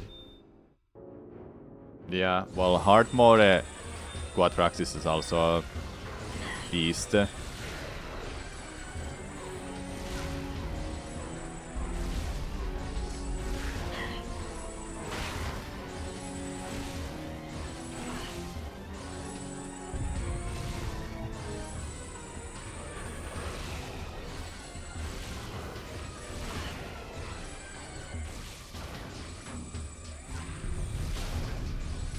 It just goes up like that.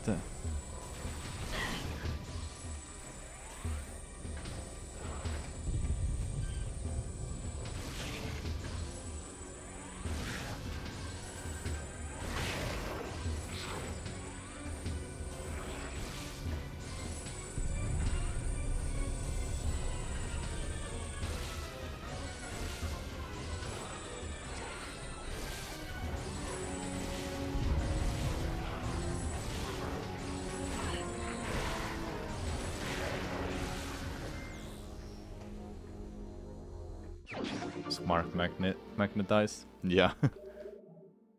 And by the way, Quadraxis is a type of a boss that I've got to only once in Prime 2. Only once I've ever gone there. Because most of my runs dies in early game or in Boost Guardian fight. Boost Guardian has killed like 70% of my attempts. It's impossible, man.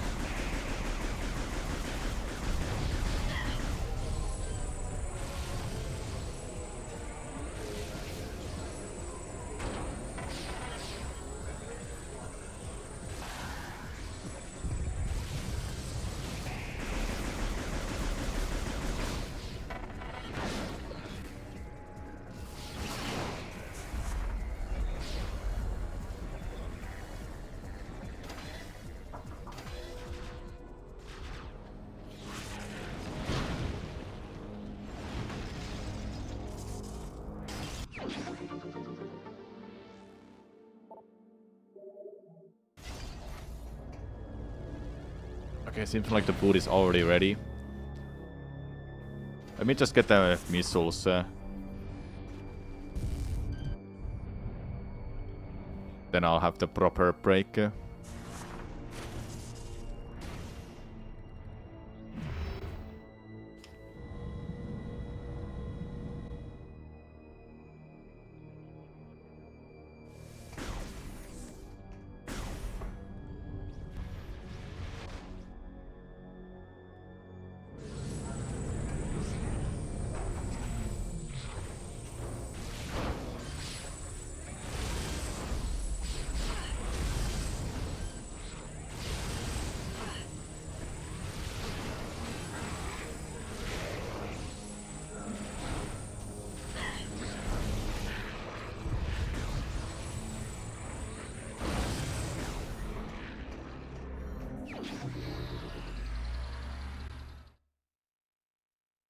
Okay.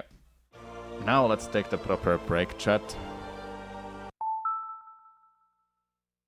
Continue the pendulum video.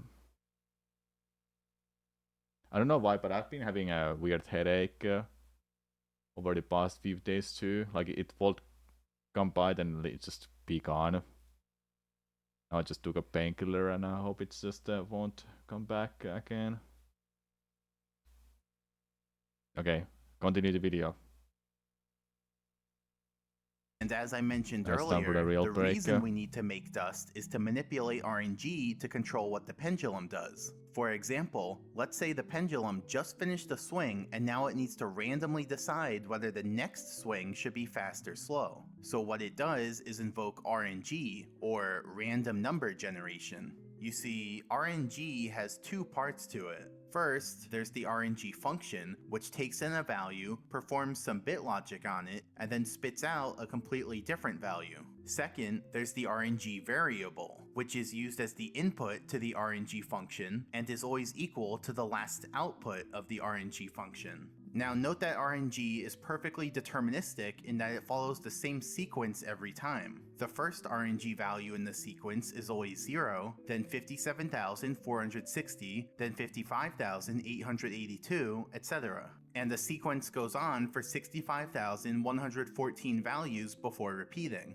So let's walk through what happens when the pendulum calls RNG. The RNG function takes in the current value of the RNG variable, does some bit logic on it, and then outputs a new value. That new value is taken on by the RNG variable so that whoever calls RNG next will get a different output. But also, the value is given to the pendulum. So the pendulum receives a random number and it uses that number to decide what to do next. Specifically, if the random number is not divisible by 3, then the pendulum will do a slow swing next. And if the random number is divisible by 3, then the pendulum will do a fast swing next. This is why there's a 2/3 chance of a slow swing and a 1/3 chance of a fast swing. Personally, I like to imagine the RNG function as the food server in a cafeteria, and all the objects that need RNG line up to get some. So currently in our line, there's a cog waiting for 2 RNG values, followed by a moving bar waiting for 1 RNG value, followed by a pendulum waiting for 2 RNG values. And on the bottom, I'm also showing on what frame each object will make those RNG calls. So when we evaluate this, the objects would get RNG values as follows. The cog gets the next two RNG values, then the moving bar gets the next RNG value, and then the pendulum gets the next two RNG values. So let's say we want the pendulum's next swing to be fast. According to this, the pendulum's going to receive RNG value 56,497, and that number will be used to decide whether the next swing will be fast or slow. Since that number is not divisible by 3, that means the pendulum would do a slow swing next, and that's not what we want. So the question is, how do we change what RNG value the pendulum gets? And the answer, as you know, is to make dust. As I've explained, when Mario walks forwards, he makes dust appear, and he can only make one dust per frame. But what's interesting is that when a dust is created, it calls RNG 4 times. Why 4? Well, let me explain. Here's what it looks like when Mario makes a dust. Now if you look carefully, you'll notice that the thing we commonly call a dust is actually two different objects, a dust ball and a dust spray. Well actually, to be really pedantic, when Mario moves, he spawns a dust spawner object, which is invisible. And then it's that dust spawner that spawns the dust ball and the dust spray. By default, those two dust objects would appear exactly at Mario's position, but the programmers didn't want that. They wanted the dust to look more random, and so both dust objects are given random offsets to their X positions and random offsets to their Z positions. As you can see, the two different dust objects both call RNG twice, and so that's why RNG is called 4 times in total when Mario, quote, makes a dust. Okay, now that we're all certified experts on dust, let's get back to the model. Currently, we want to change what RNG value the pendulum gets. To do this, let's make dust on frame 2, which you can see because now our line of objects has a new member. Now when we evaluate who's going to get which RNG value, it's different because the dust uses up 4 RNG values. And so all the objects after the dust now receive different RNG values. So this time, the pendulum receives RNG value 30,024 to decide whether to go fast or slow. Since that number is divisible by 3, that means the pendulum will do a fast swing, which is what we want. But now let's take a look at the second RNG value that the pendulum receives. This value is used to determine whether the pause timer becomes positive, thereby causing the pendulum to pause for a bit between swings. Specifically, the pendulum will only pause if this RNG value is even, and since it's even here, that means the pendulum will pause. But guess what? At no point in the task do we want the pendulum to pause because that's just wasting time. Instead, I always manipulate RNG so that the pendulum never pauses. So going back to our model, the dust sequence we have here is no good because it makes the pendulum pause. So let's undo all of that, and this time we'll try a different dust sequence. Specifically, we'll now make dust on frame 4 as well. Now when we evaluate the model, it's different once again, and the pendulum ends up getting these RNG values. So this time, the first RNG value is divisible by 3, meaning the pendulum will do a fast swing, and the second RNG value is odd, meaning the pendulum won't pause. So now we got what we wanted. And this is basically the process that my brute forcer does. So I tell it whether to find a fast swing with no pause or a slow swing with no pause, then it'll create a dust sequence, calculate what the pendulum does for that dust sequence, and then check whether that meets the criteria that I specified. If the check fails, then the brute forcer moves on to the next dust sequence and tries again. So it repeats this until it finds a solution, and then that solution is added onto the task. And that was all just for one swing. In reality, this process gets repeated for every swing in the task, making sure that every swing is the exact kind of swing that we want. But now the question is, what kind of swings do we want in the task? Do we want a lot of fast swings, a lot of slow swings, or maybe some combination of the two? Well, what kind of swings we want is actually going to depend on how far into the pendulum manipulation we are. In fact, there are 3 different phases of the pendulum manipulation, and right now we're on phase 1. So the better question is, what kind of swings do we want during phase 1?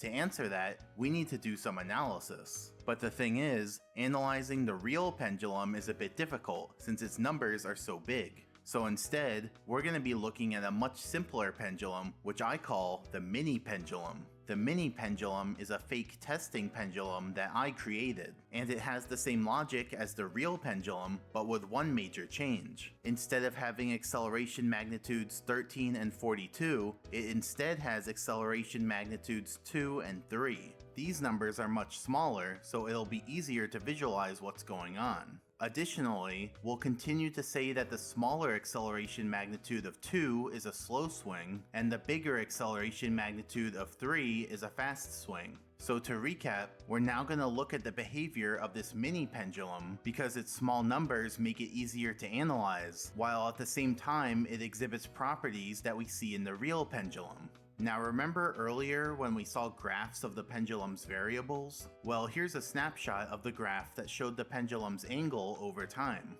We're going to be doing our analysis on a graph like this, but with two modifications. First, we're going to turn the whole thing 90 degrees, so that angle is on the x-axis and time is on the y-axis. I find this way more intuitive because now the pendulum swinging left or right directly corresponds to the curve moving left or right. And second, we're not going to use a smooth curve, but instead a series of arrows, where each arrow represents a single frame of the pendulum moving. So, let's clear all of that, and now we can start our analysis of the mini pendulum. Specifically, let's say our mini pendulum starts at angle -11 and has velocity 0, meaning it's about to start a new swing. And this swing will have acceleration magnitude 2, meaning it's a slow swing. So the pendulum would go like this. It'll swing with velocity 2 for a frame, then velocity 4 for a frame, then velocity 6 for a frame. So notice that its velocity started at 0 and then increased by 2 each frame, going from 0 to 2 to 4 to 6. And the reason it increased by 2 is because 2 is the acceleration magnitude. But once the pendulum goes past angle 0, then the acceleration sign switches from +1 to -1, and so the velocity starts decreasing by 2 each frame. So next it'll swing with velocity 4 for a frame, then velocity 2 for a frame, then velocity 0 for a frame. Now, I'm not going to draw an arrow with 0 velocity because it would have 0 length. But also, it's debatable whether that frame should be included in this swing, the next swing, or neither. So for this demonstration, frames with 0 velocity are just not going to be considered part of any swing, and will be completely omitted. So anyway, this is what a typical swing looks like, and all the info I explained earlier about the pendulum variables still applies, so let's go through the variables now. The pendulum's angle is represented by the points that the arrows land on. The angle changes quadratically as it increases at an increasing rate during the first half of the swing, and then increases at a decreasing rate during the second half of the swing. The pendulum's velocity is represented by the lengths of the arrows. So the velocity increases linearly during the first half of the swing and decreases linearly during the second half of the swing. And the pendulum's acceleration is represented by the differences between the arrow lengths. So the acceleration is a constant during the first half of the swing, and then is the negation of that constant during the second half of the swing. So this graph displays all three pendulum variables in a nice way. And you better get used to this graph because we're going to be using variations of it throughout the rest of the video. Now in math, there's a property of sine waves called the amplitude, which is the absolute value at the peaks and troughs of the wave. Note that a normal sine wave has just one amplitude. For example, a sine wave with amplitude 5 will go up to 5, then down to -5, then up to 5 again, and so on. So it'll always turn back around at an absolute value of 5. Now our graph with the arrows is like a sine wave rotated 90 degrees. So the amplitudes here are the values at the far left and far right of a row of arrows, and represent what angle the pendulum stops at between two swings. If you notice, we started at angle -11 and ended at angle 7, which are different amplitudes. That's an important observation. Like, there's no rule that a pendulum swing has to end at the same amplitude that it started at, so in practice, the starting and ending amplitudes are almost always different. Now let's look at the next swing, which will be placed on the next row. And remember, before every swing, the pendulum randomly chooses whether the next swing will be fast or slow. The last swing was slow with acceleration magnitude 2, and so now let's say it chooses slow again. So the swing would look like this. It'll swing with velocity 2 for a frame, then 4, then 6, then 4, then 2. Now these velocities are actually negative, but that aspect is captured by the direction of the arrows, and so the numbers on the arrows will purely represent the magnitude of the velocity. But just for simplicity, I'll still refer to these magnitudes as the velocity, since distinguishing between positive and negative velocities isn't going to be too important here. But anyway, you may have noticed something interesting. After those two swings, we're right back where we started.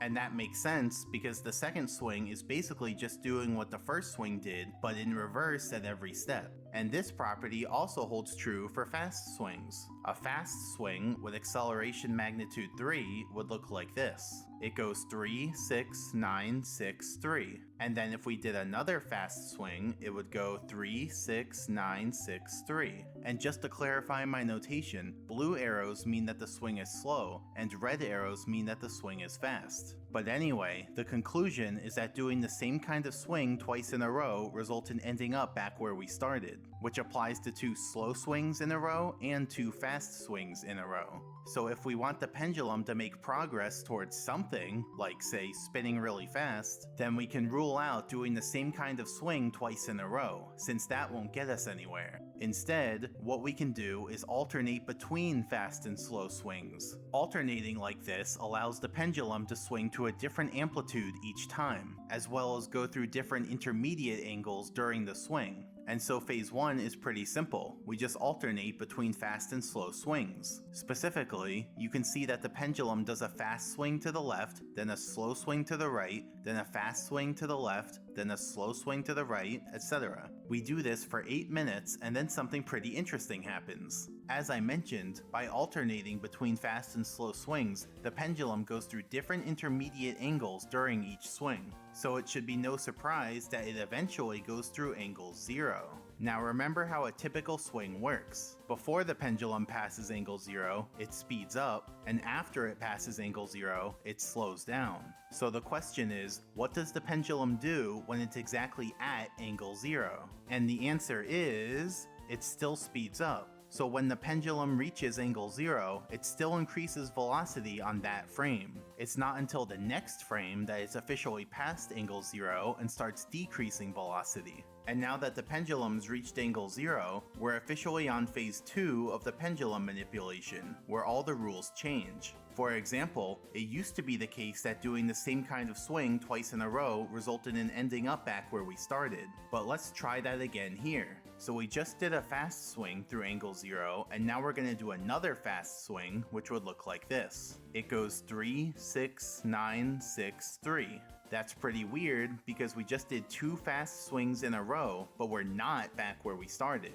And that's the beauty of angle 0. A pendulum at angle 0 will increase its velocity regardless of which way it's swinging. So now, if we just continue doing fast swings, then each time the pendulum will swing through angle 0. This allows the pendulum to increase its velocity 1 extra time per swing, which I'll now highlight. As you can see, each swing reaches a max velocity that's 1 increment higher than the previous swing's max velocity. First it added a 6 to its velocity sequence, then a 9, then a 12, then a 15. You can think of these new velocities as a sort of speed boost that the pendulum gets every time it reaches angle 0. And because of these speed boosts, the pendulum ends its swing at a higher amplitude than it started at. And once you go through angle 0 once, it's very easy to continue going through angle 0 on every subsequent swing. Specifically, as long as we only do fast swings from now on, then it's guaranteed that we'll keep going through angle 0. The proof for that goes like this. The previous swing went through angle 0, and this next swing is identical up until angle 0, so this next swing will also go through angle 0. And that logic just keeps applying to every new swing. But note that that proof would not apply if we were to now do a slow swing, because a slow swing would not be identical to the previous swing. Consequently, there'd be no guarantee that it'd go through angle 0. Now going back to the real pendulum, you can see the exact moment when we switch from alternating between fast and slow swings to only doing fast swings. So now the pendulum will keep swinging through angle 0, get a speed boost each time, and then end the swing at a bigger amplitude than it started at. Specifically, here are the first several amplitudes that it reaches during phase 2, and you can see that they're increasing. And then here are the differences between those amplitudes. So notice that the differences themselves are also increasing. That means not only is the pendulum swinging farther each time, but how much it's swinging farther by is increasing. And then here are the differences in the differences. These ones are just a constant, so the pendulum won't be speeding up at an infinite rate, but you know, what we got is pretty good. Now note that nothing special happens when the pendulum swings a full 180 degrees or full 360 degrees. And that's because, as we talked about, the pendulum's angle is a float, and floats are certainly allowed to increase past 32,768 and 65,536 without any trouble. Floats don't overflow at those values, like some other variable types do. But it is pretty strange to see the pendulum swinging this far. So one way of thinking about these large pendulum swings is to imagine the pendulum in the middle of an infinitely long slinky. When the pendulum rotates clockwise, it moves down the slinky, and when the pendulum rotates counterclockwise, it moves up the slinky. So if the pendulum swings multiple revolutions, then it's not back where it started, but multiple revolutions away from Let's watch where it this was, and it'll take here, multiple revolutions swinging the other way to get back. Oh, it's actually now ending. remember, all the in. Alright. Let's continue the challenge. Like I wrote in a chat, I'll just let this be my last attempt of the day. I only did 2 of them, but that's what it is. I feel I should just run through the game when I die on hyper mode.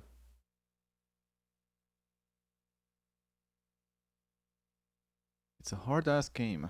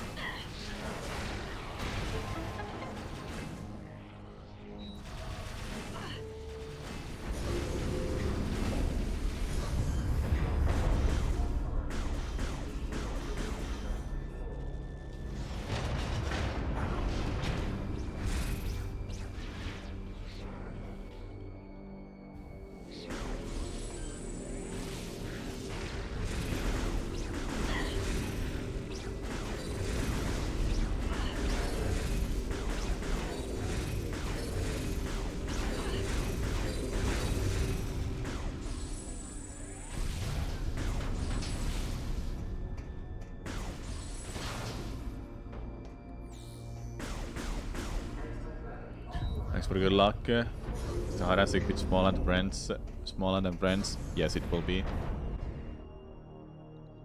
Smaller, GJR, Crafty, and so far it's 6 of us. It's me, Crafty, Failbots, Mant, Della, and I'm not sure about the third one, the last one. Can't see their name right now when I'm on streamer mode.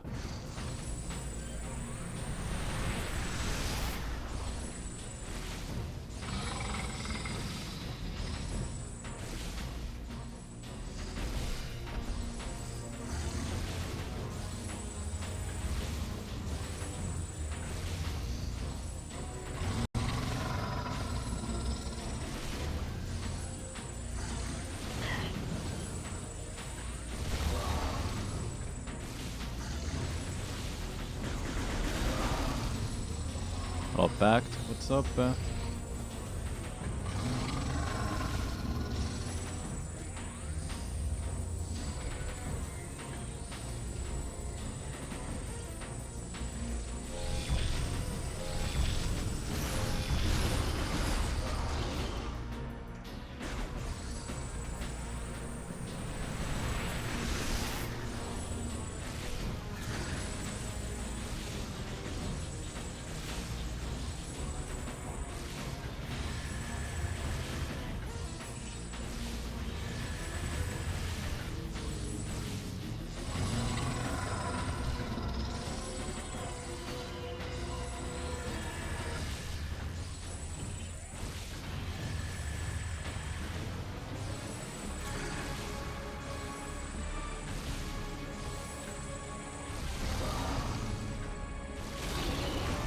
There we go.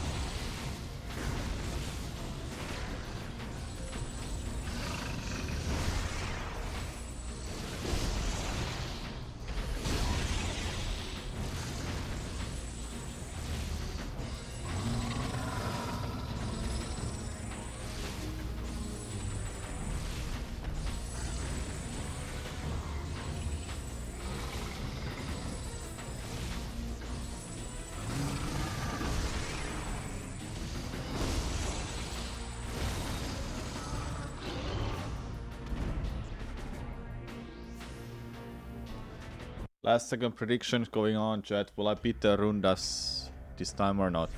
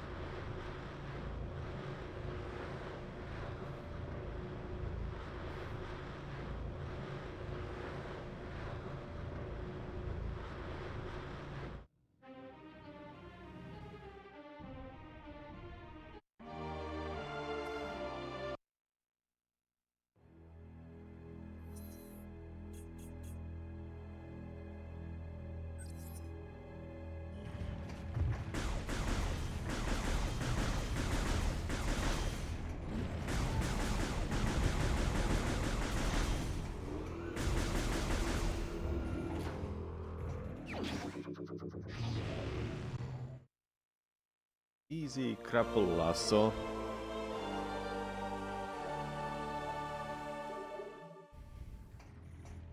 No man, tomorrow is gonna be so much fun.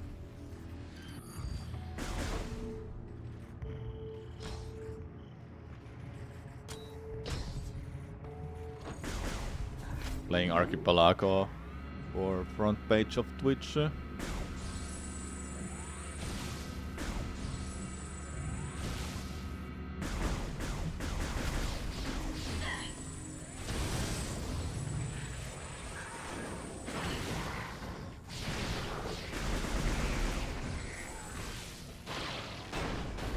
Getting a little comfortable with the start of the game at least.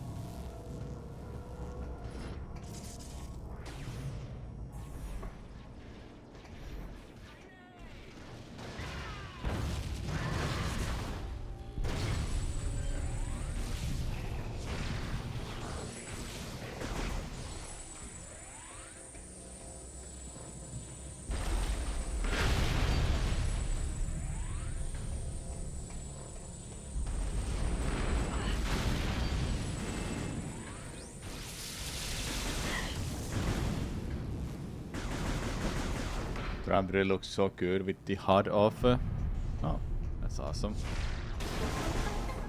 I thought it would be a little boring to not have HUD.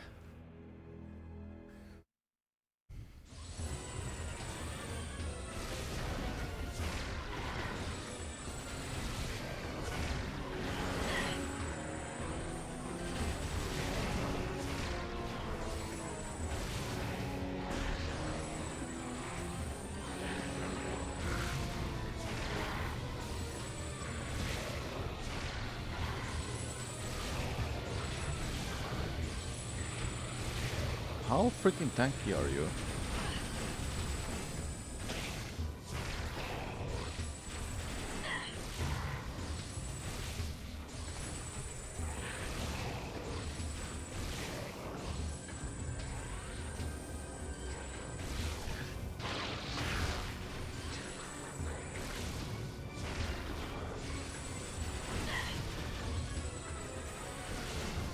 Oh, come on.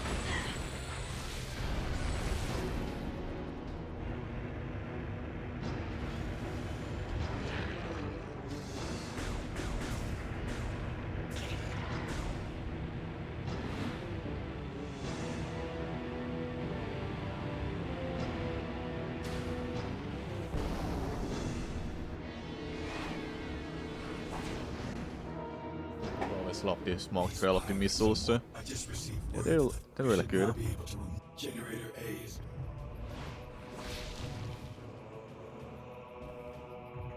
I feel like I'm just tired from this week. So I think I'm doing the right choice that I'm just doing this as my last run of the day. Well, I only done 2 items, but yeah. Getting tired, man.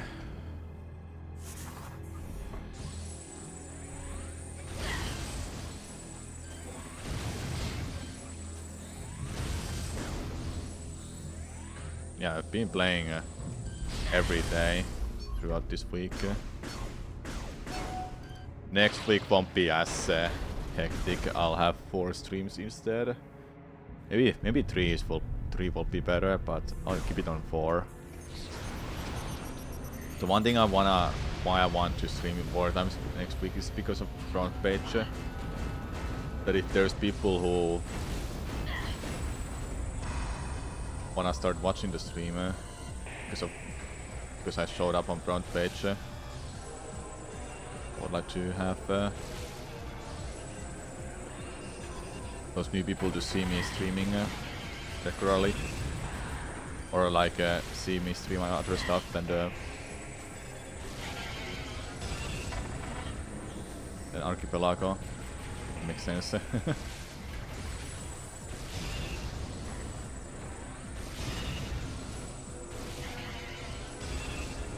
that was good.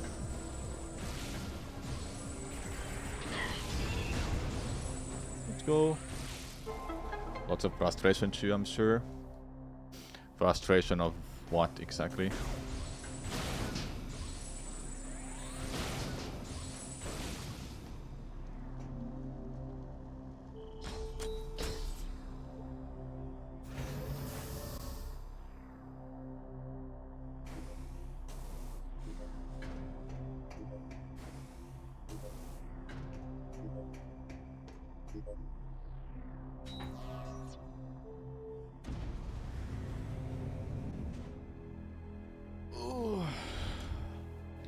Prime 2 runs can be frustrating, no? Samus, Ah, are you yeah, reading me? yeah, that one. Something big is happening up here.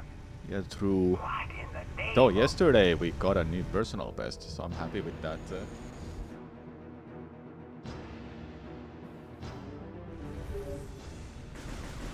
Samus is heading right at you. That's why the pirates disabled the defense system. They intend to smash this thing into Norion. Get that cannon back online, or everyone down there is as good as dead. Thanks, man. I can still improve it, and honestly I can get a really good time if I really cared about that that game more. That so I would speedrun it a lot more, you know, but nah. I would like to see where I can get myself with that game if I just kept playing more.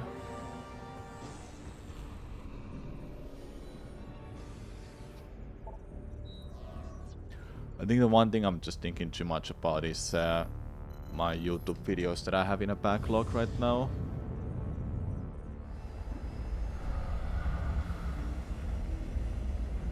Really want to continue them.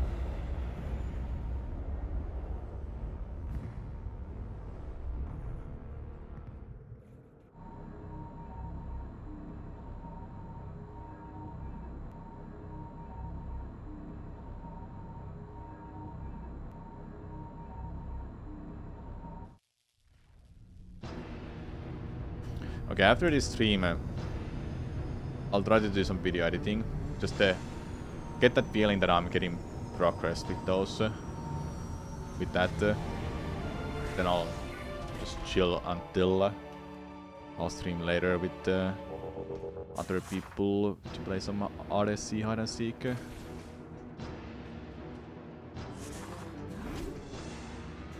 That sounds like a plan to me. So when I die with this attempt, that will be the end of the stream, alright?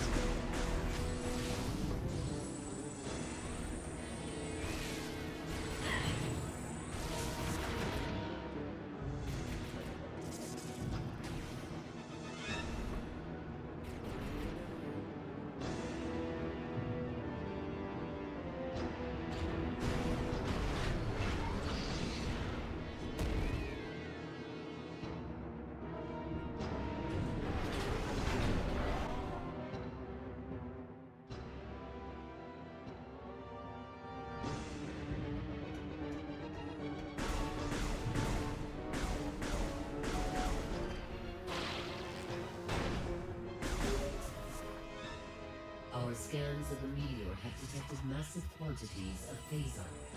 It could be some sort of bomb.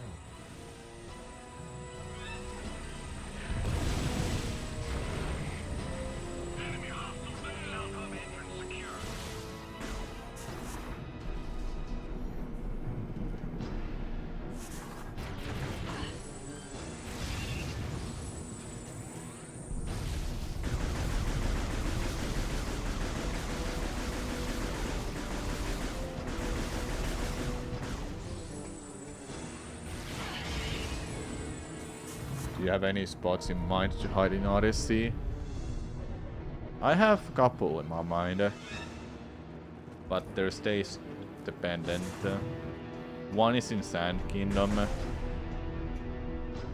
and the other one is in Snow. There is no time to make sense.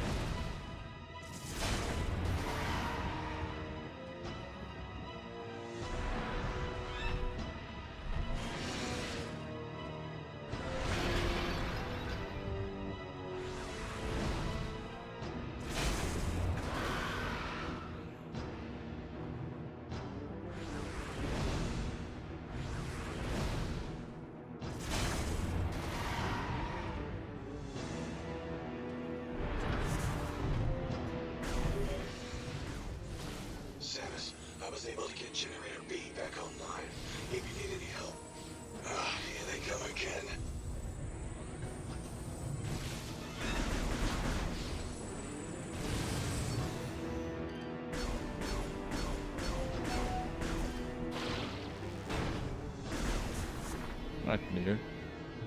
New what? Nice, I meant to say.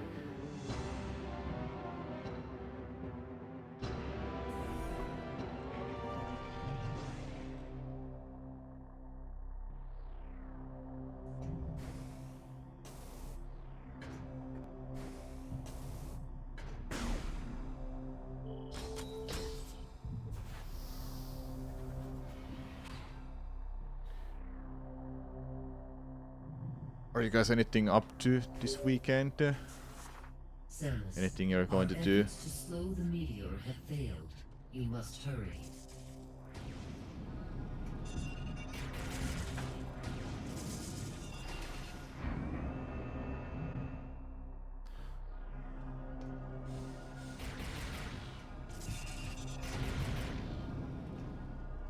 What I'll be doing is tomorrow I'll have that Archipelago stream front page of Twitch. And I really wanna try to chill after the stream is done.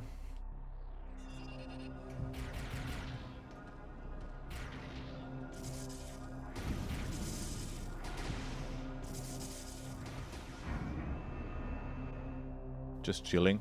Nice. I should honestly do that as well more.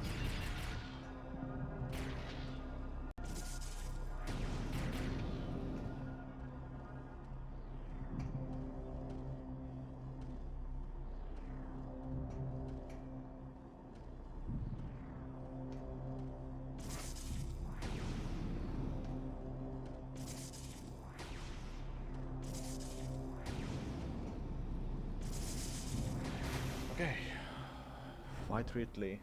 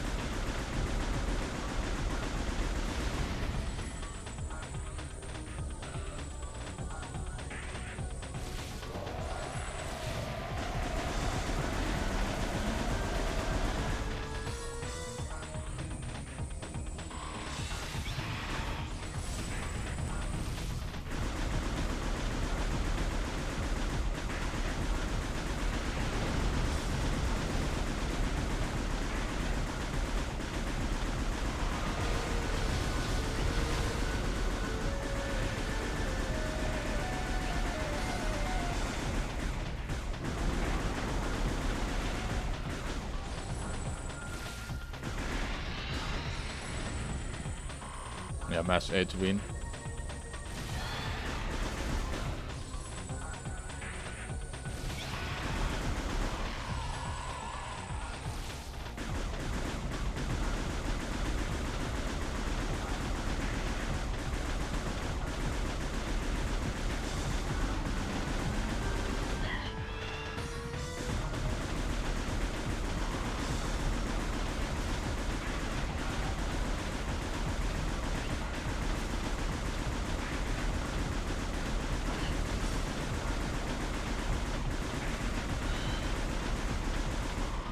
Nice. Yeah, I don't think I will be dying to Ridley at all in this challenge. I have to like play really poorly and take hits every time to lose runs here.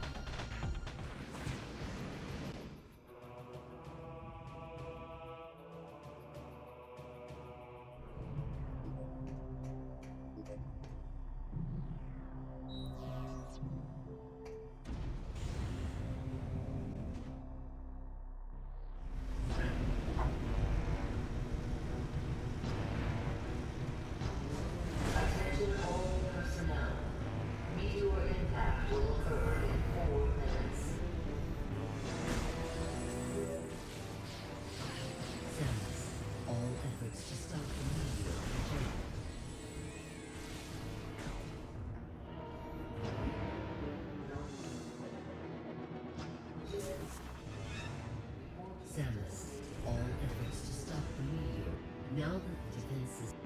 You must get. We are uploading the location.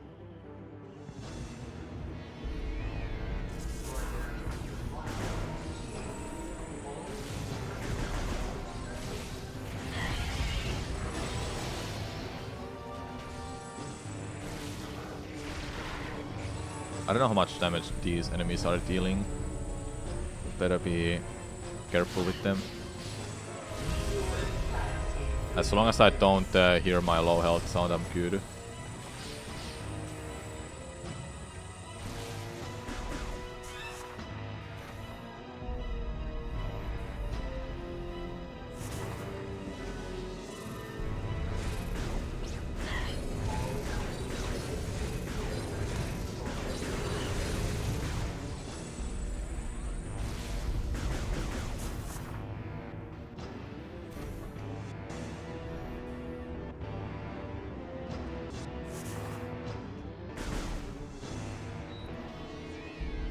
How did these hunters got here faster than Samus?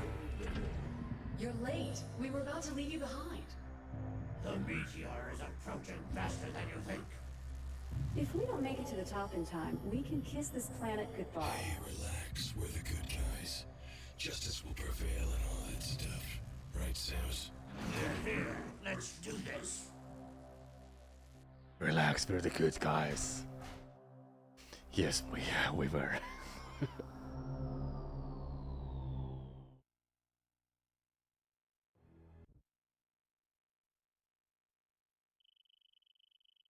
One month later.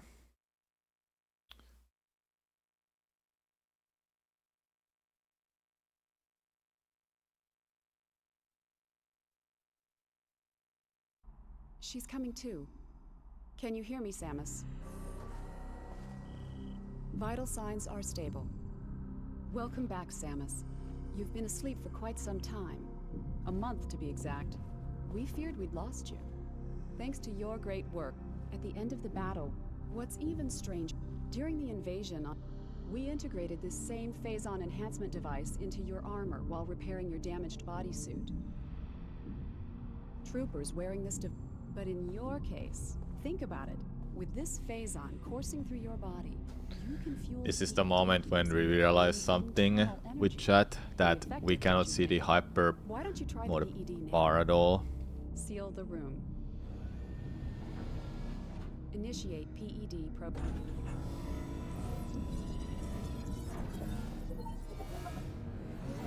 Recharging energy reserves.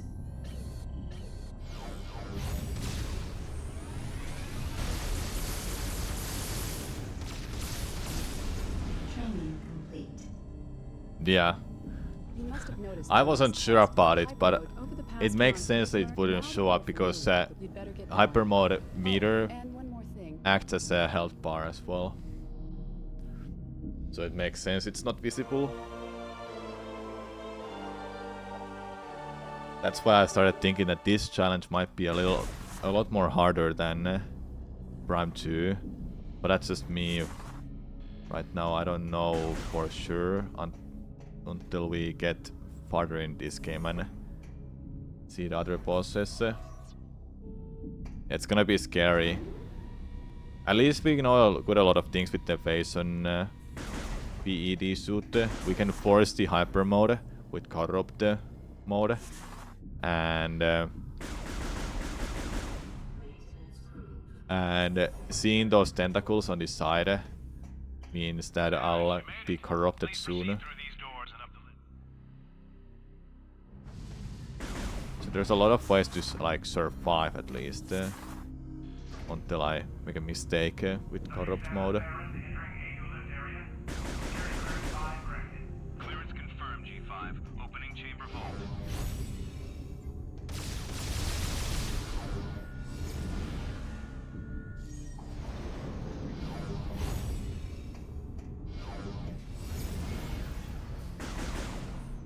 Alright, let's go.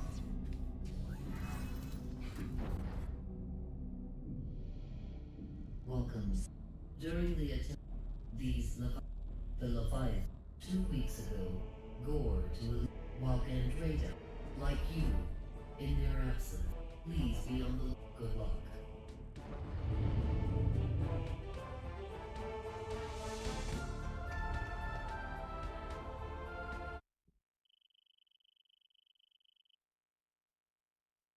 This text here makes me feel this is like one of the final adventures for Samus, that she has to succeed in this. But little bit did we know that Metroid Prime 4 will come out almost 20 years later of this game's release. After this one's release.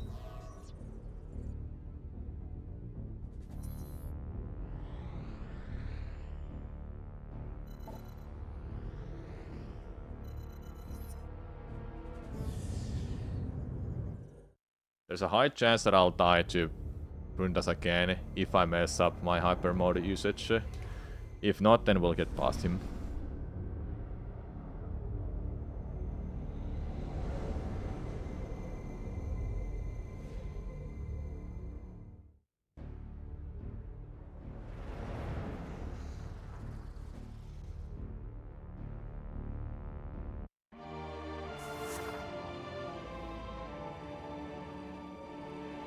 Here we go. Pre-out time.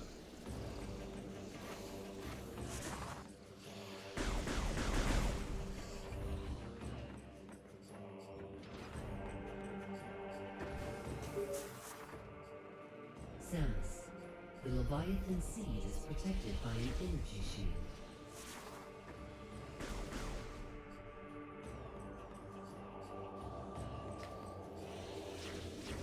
You will not be able to. Hey. We need your. You are near. If you can use. Prepare. Takes more effort to load.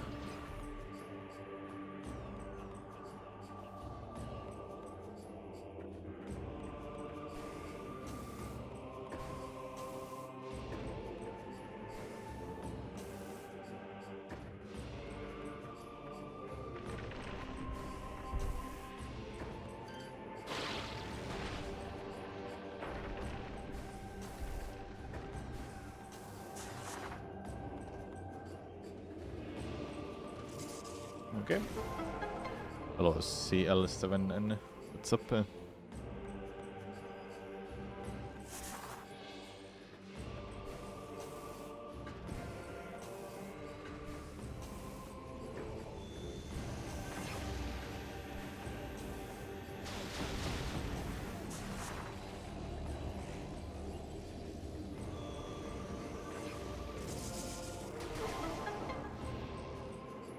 Yeah, Martian, because that's to avoid spam bots to join the server and immediately start spamming.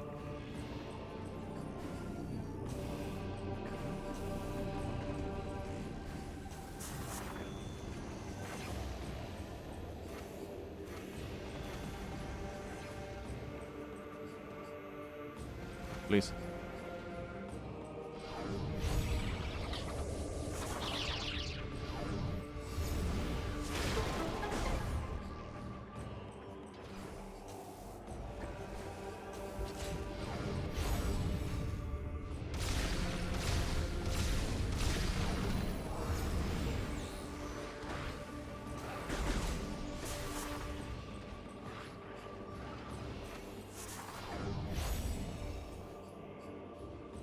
You never spam? Well, that's not what I meant. Then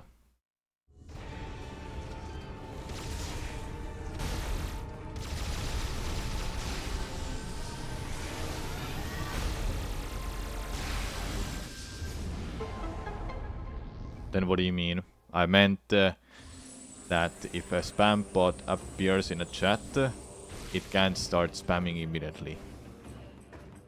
So it's to avoid spam bots starting a rampage right away.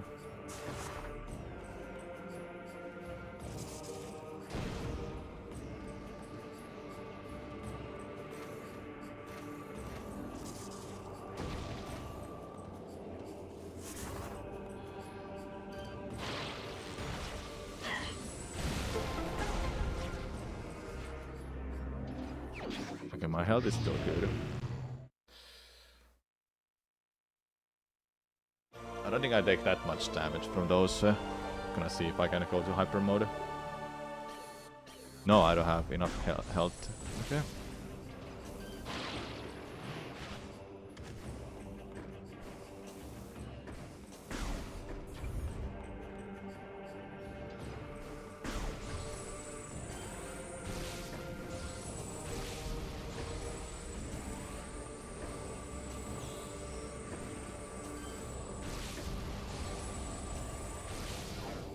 Okay, good. As long as I have more than one E-tank, it's all good. Like chat, some people is saying in the chat, start panicking once you have below one E-tank.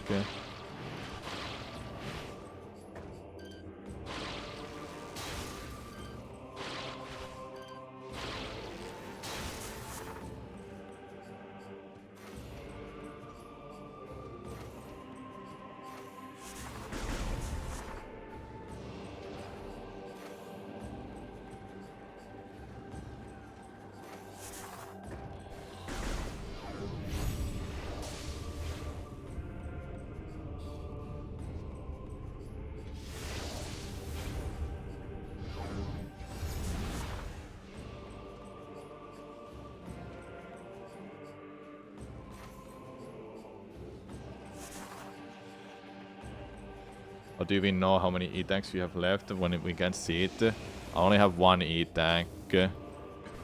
Well, technically, when you play the game and you start the game, you have one E-tank. But the additional E-tank that I've gotten in this run, because it's forced by the challenge, by the game. When I can go to hyper mode, that's when I know I have enough to... Then I have enough HP. 199 HP is my amount of health I can have only.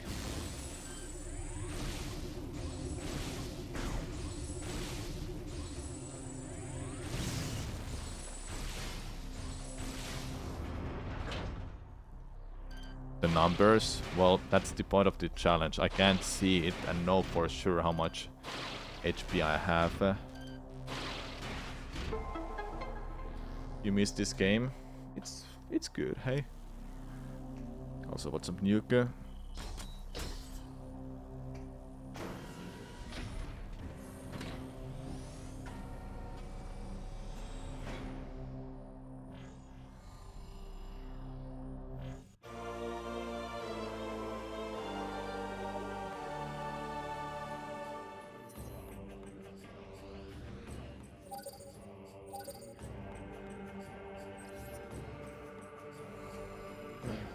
Enjoying day off before weekend of working. Alright.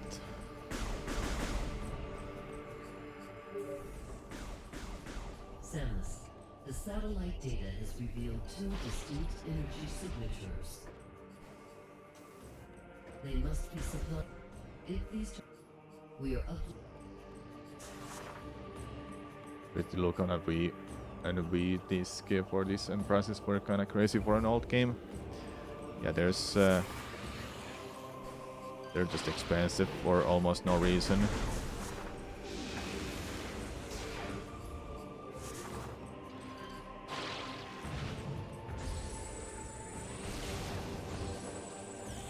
Ooh, I don't have that much HP, it seems. Now I'm full for sure.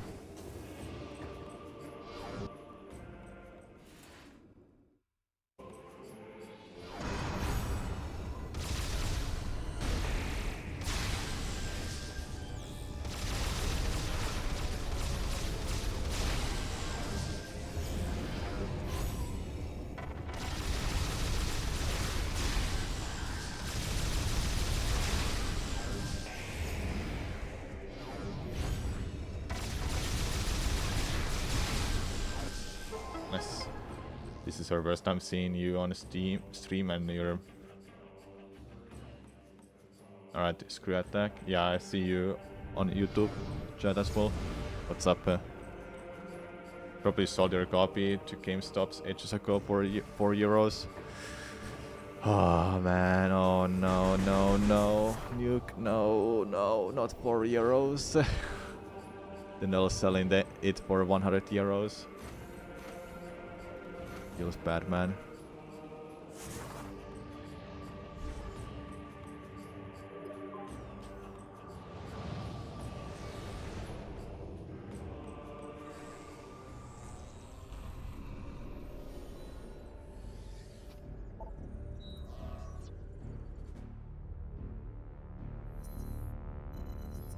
Ja, vi körde.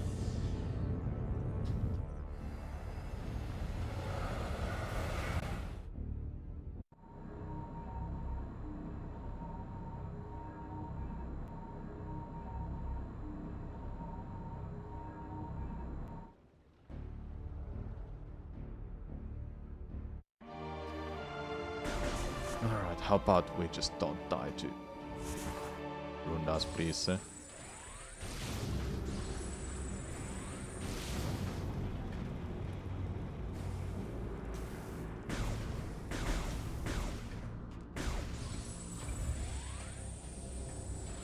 I can just ignore these enemies. I don't think I have to worry about them. Not even touched me there. Huh.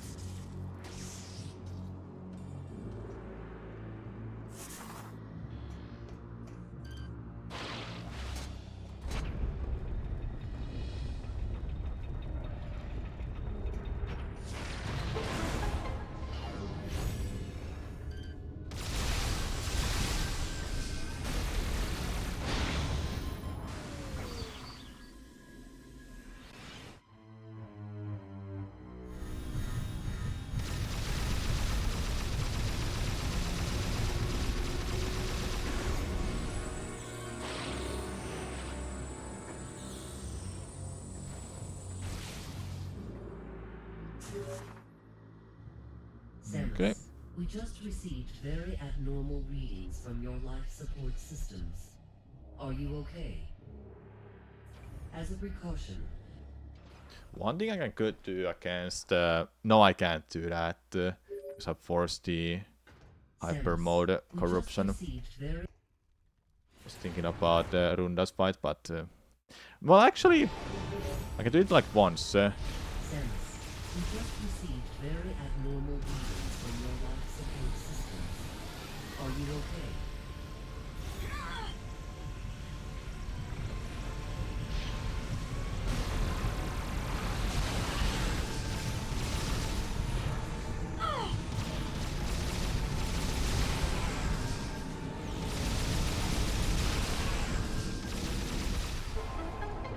So what I was thinking is I force the hyper mode. I don't force the hyper mode for the first attack.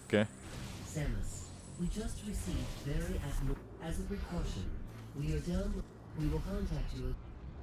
So what I was thinking is that the first attack I don't force the hyper mode. The second attack I just let it go.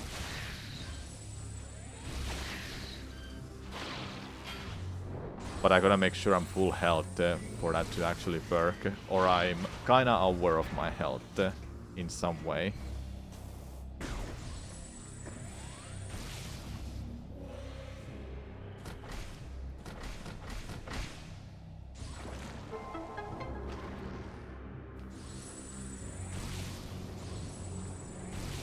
But it might be tricky because the way I practiced that was with the after the after a save happened, or what is it called?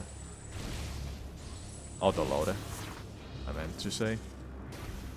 So it may not work the same way,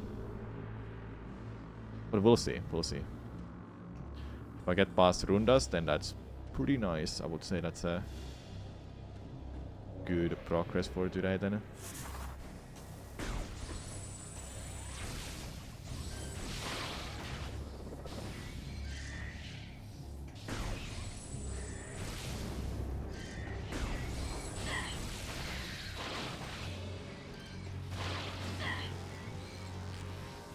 Come on!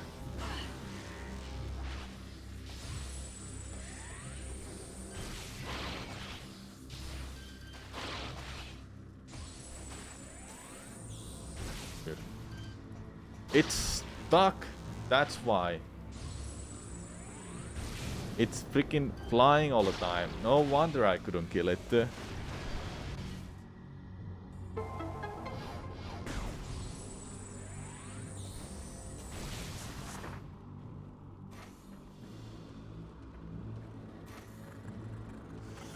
That explains a lot more.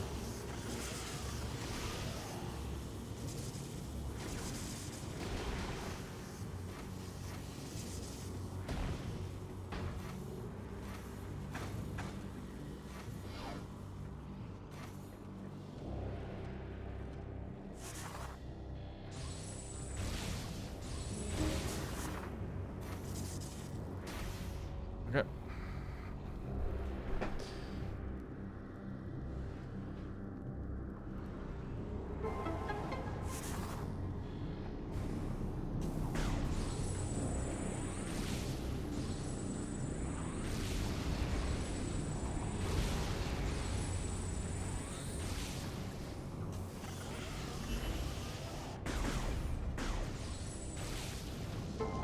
Let's got that just in time.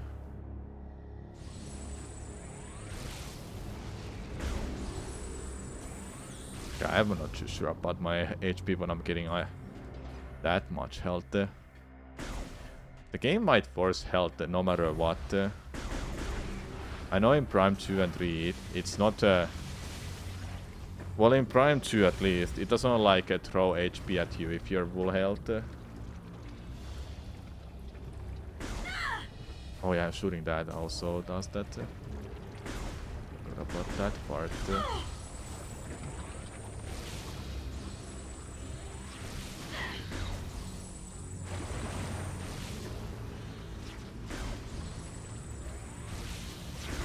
Please.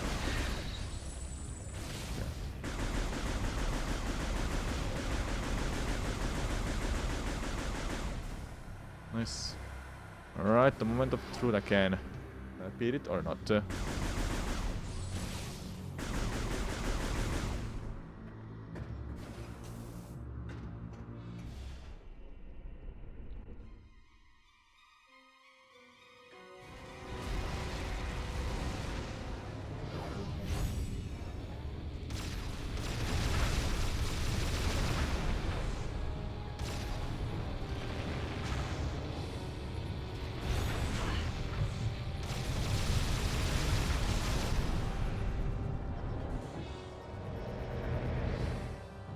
I kinda want those health drops. Uh-oh. My health is so low. That is not good. Where's the health drop? Are you kidding me?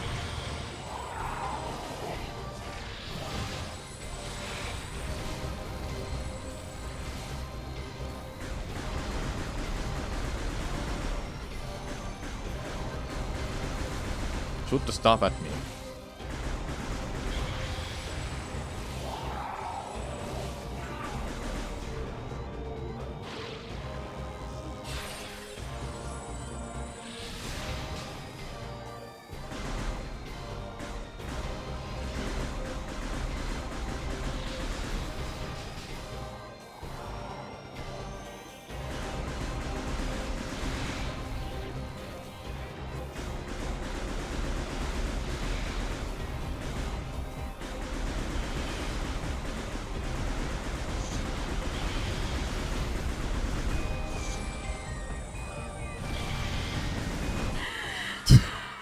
Like, oh, I wanted to get those health drops, but I couldn't because they're gone after they're gone after you die.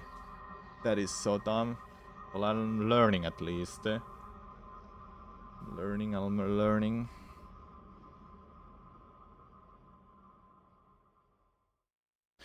Can't beat Rundas, man. He's impossible.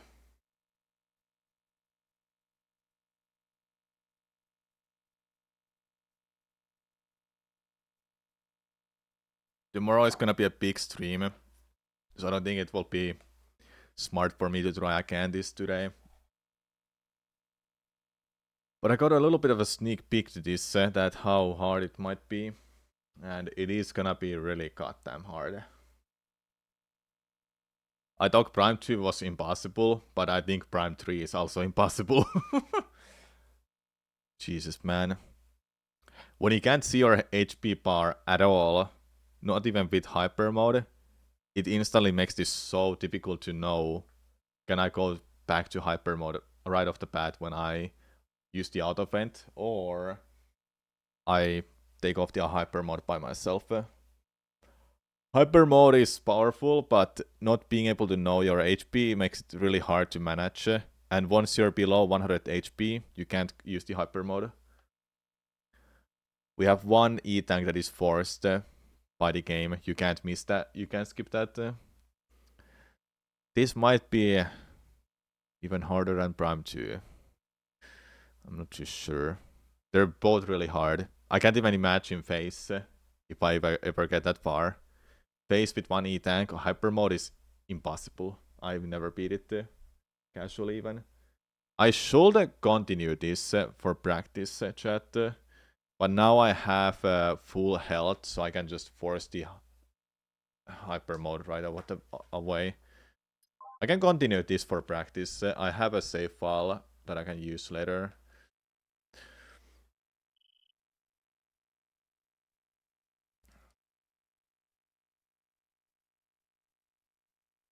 So yeah, I think I'll make a practice file. I think doing a practice run through will be cool.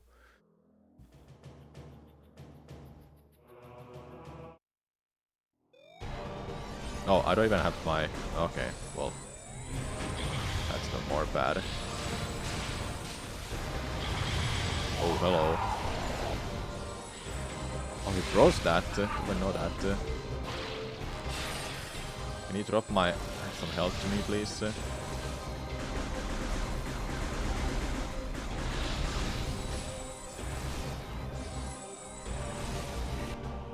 How much health I got? Wanna see it.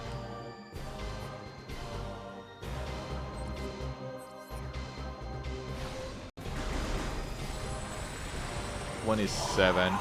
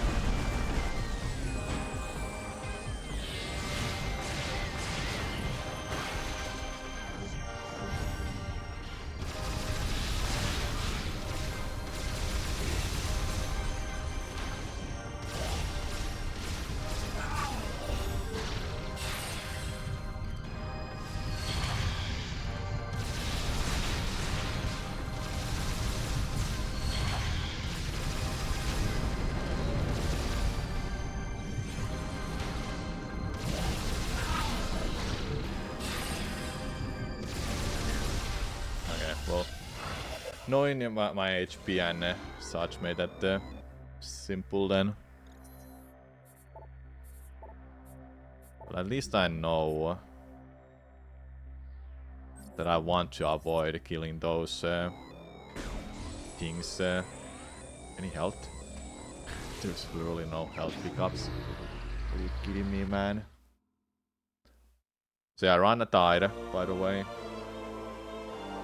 I'll just continue for a practice a little bit and get a save file as well.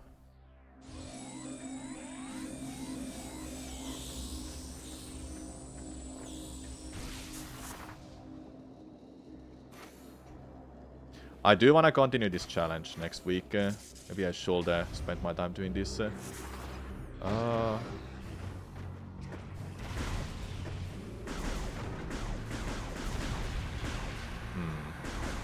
Should I make a save when I go to...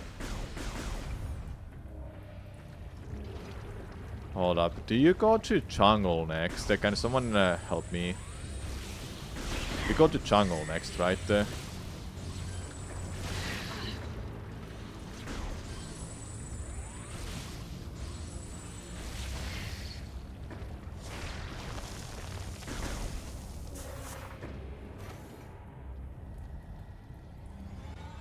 I actually don't remember. It's jungle.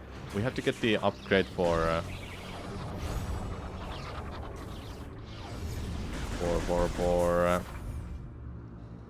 the ship. I think it is jungle.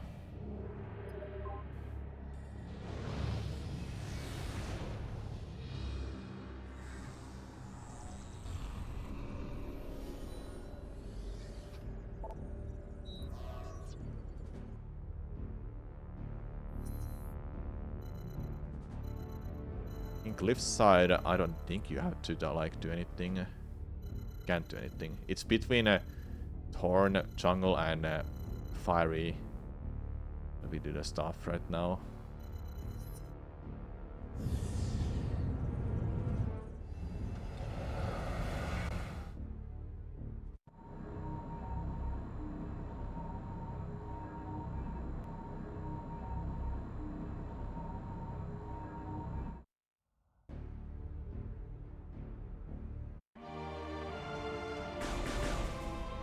Okay, I'll make a save here and I think I'll just be done for today.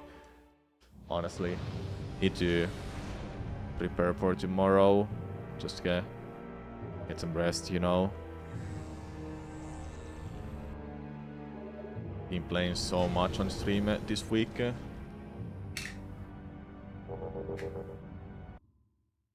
Yeah, that's the plan. Okay, so tomorrow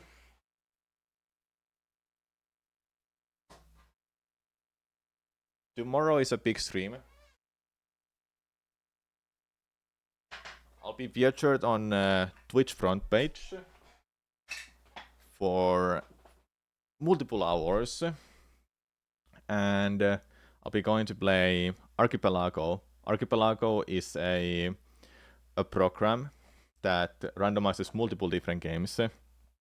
For example, Ocarina of Time, Dark Souls 3, Minecraft, all those combined, and items can be found in other games. For example, Ocarina of Time's hookshot could be found in Minecraft, or Minecraft's crafting abilities can be found in Dark Souls 3, or whatever like that. And the games I'll be playing are Super Mario 64, Ocarina of Time, and Metroid Prime. The stream starts at 3 AM EST, 9 AM CET, so 10 AM to Finland. I'll be starting that. I might start a bit earlier to make sure that I'm ready to go. And yeah, I'll be playing those and featured on front page as well. I hope I'll see you there by that time. I know it's really early for everyone, but it was probably the only one that made sense for me because I don't wanna stream all the way to 3 AM in the morning. Alright, have a good night everyone, or evening or day, and I'll see you tomorrow morning. Thank you so much for watching. I'll send you to my friend Xem. He's doing Ratchet & Clank speedruns. If you don't know Xem, I was doing a collaboration stream with him 2 days ago. We were playing God of War 2018. We started with as a permadeath, but then we switched it immediately to lowest deaths challenge, and whoever has the lowest deaths wins, and if the person with the most deaths loses and gets a punishment. And our punishment is that the loser has to tweet Elon Musk or retweet Elon Musk's tweet by winner's choice. And we played it for 4 hours last time. Next week we'll be playing it more. We already scheduled a time for next week. But yeah, go wish him good luck. And I'll see you tomorrow for the front page stream party. Bye bye.